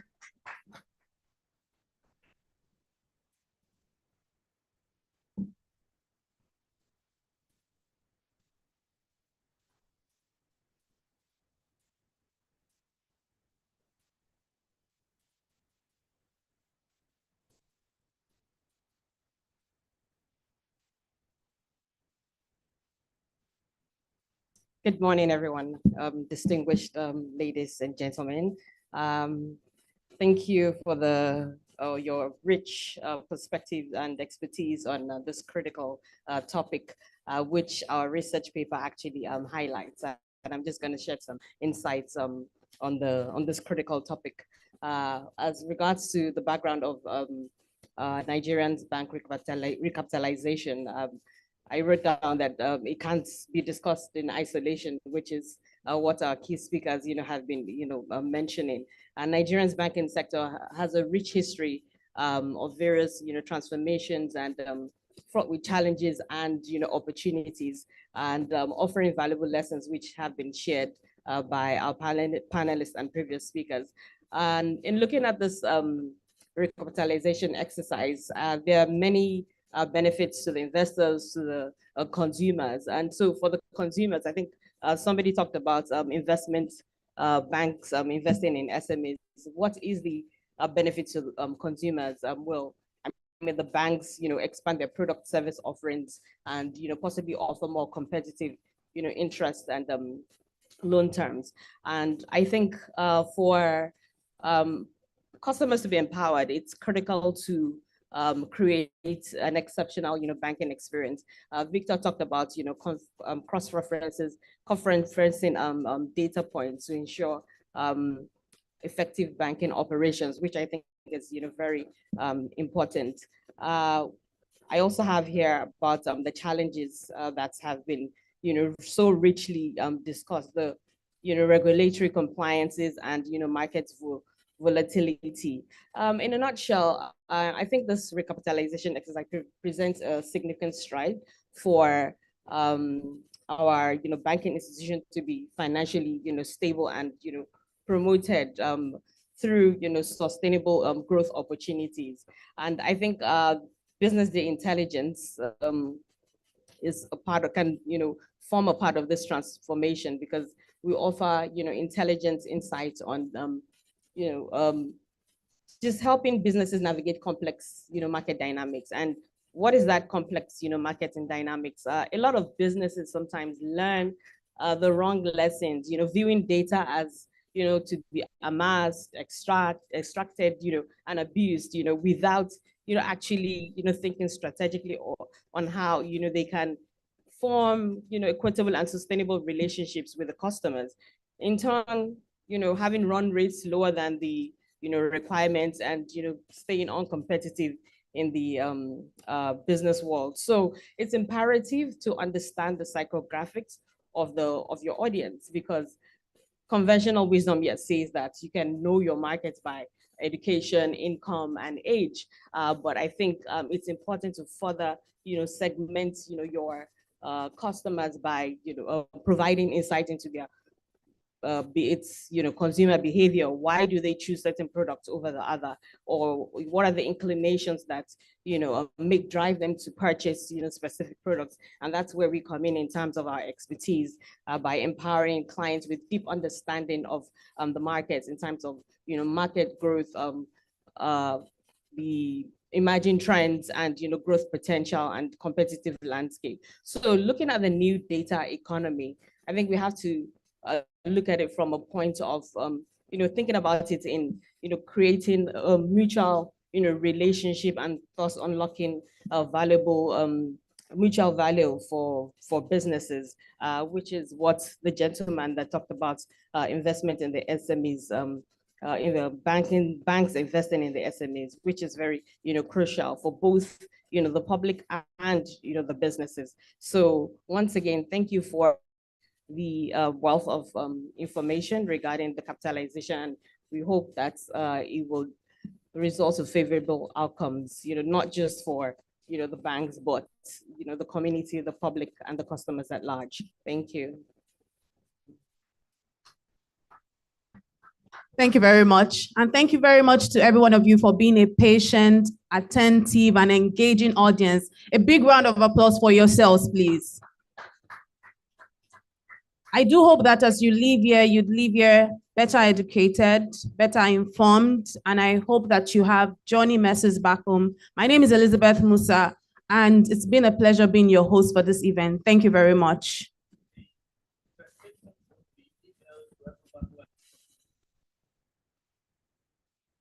So the presentations will be emailed to everyone who has left their email address. So if you've not left your email address, please be reminded to leave it at the front desk. Thank you very much.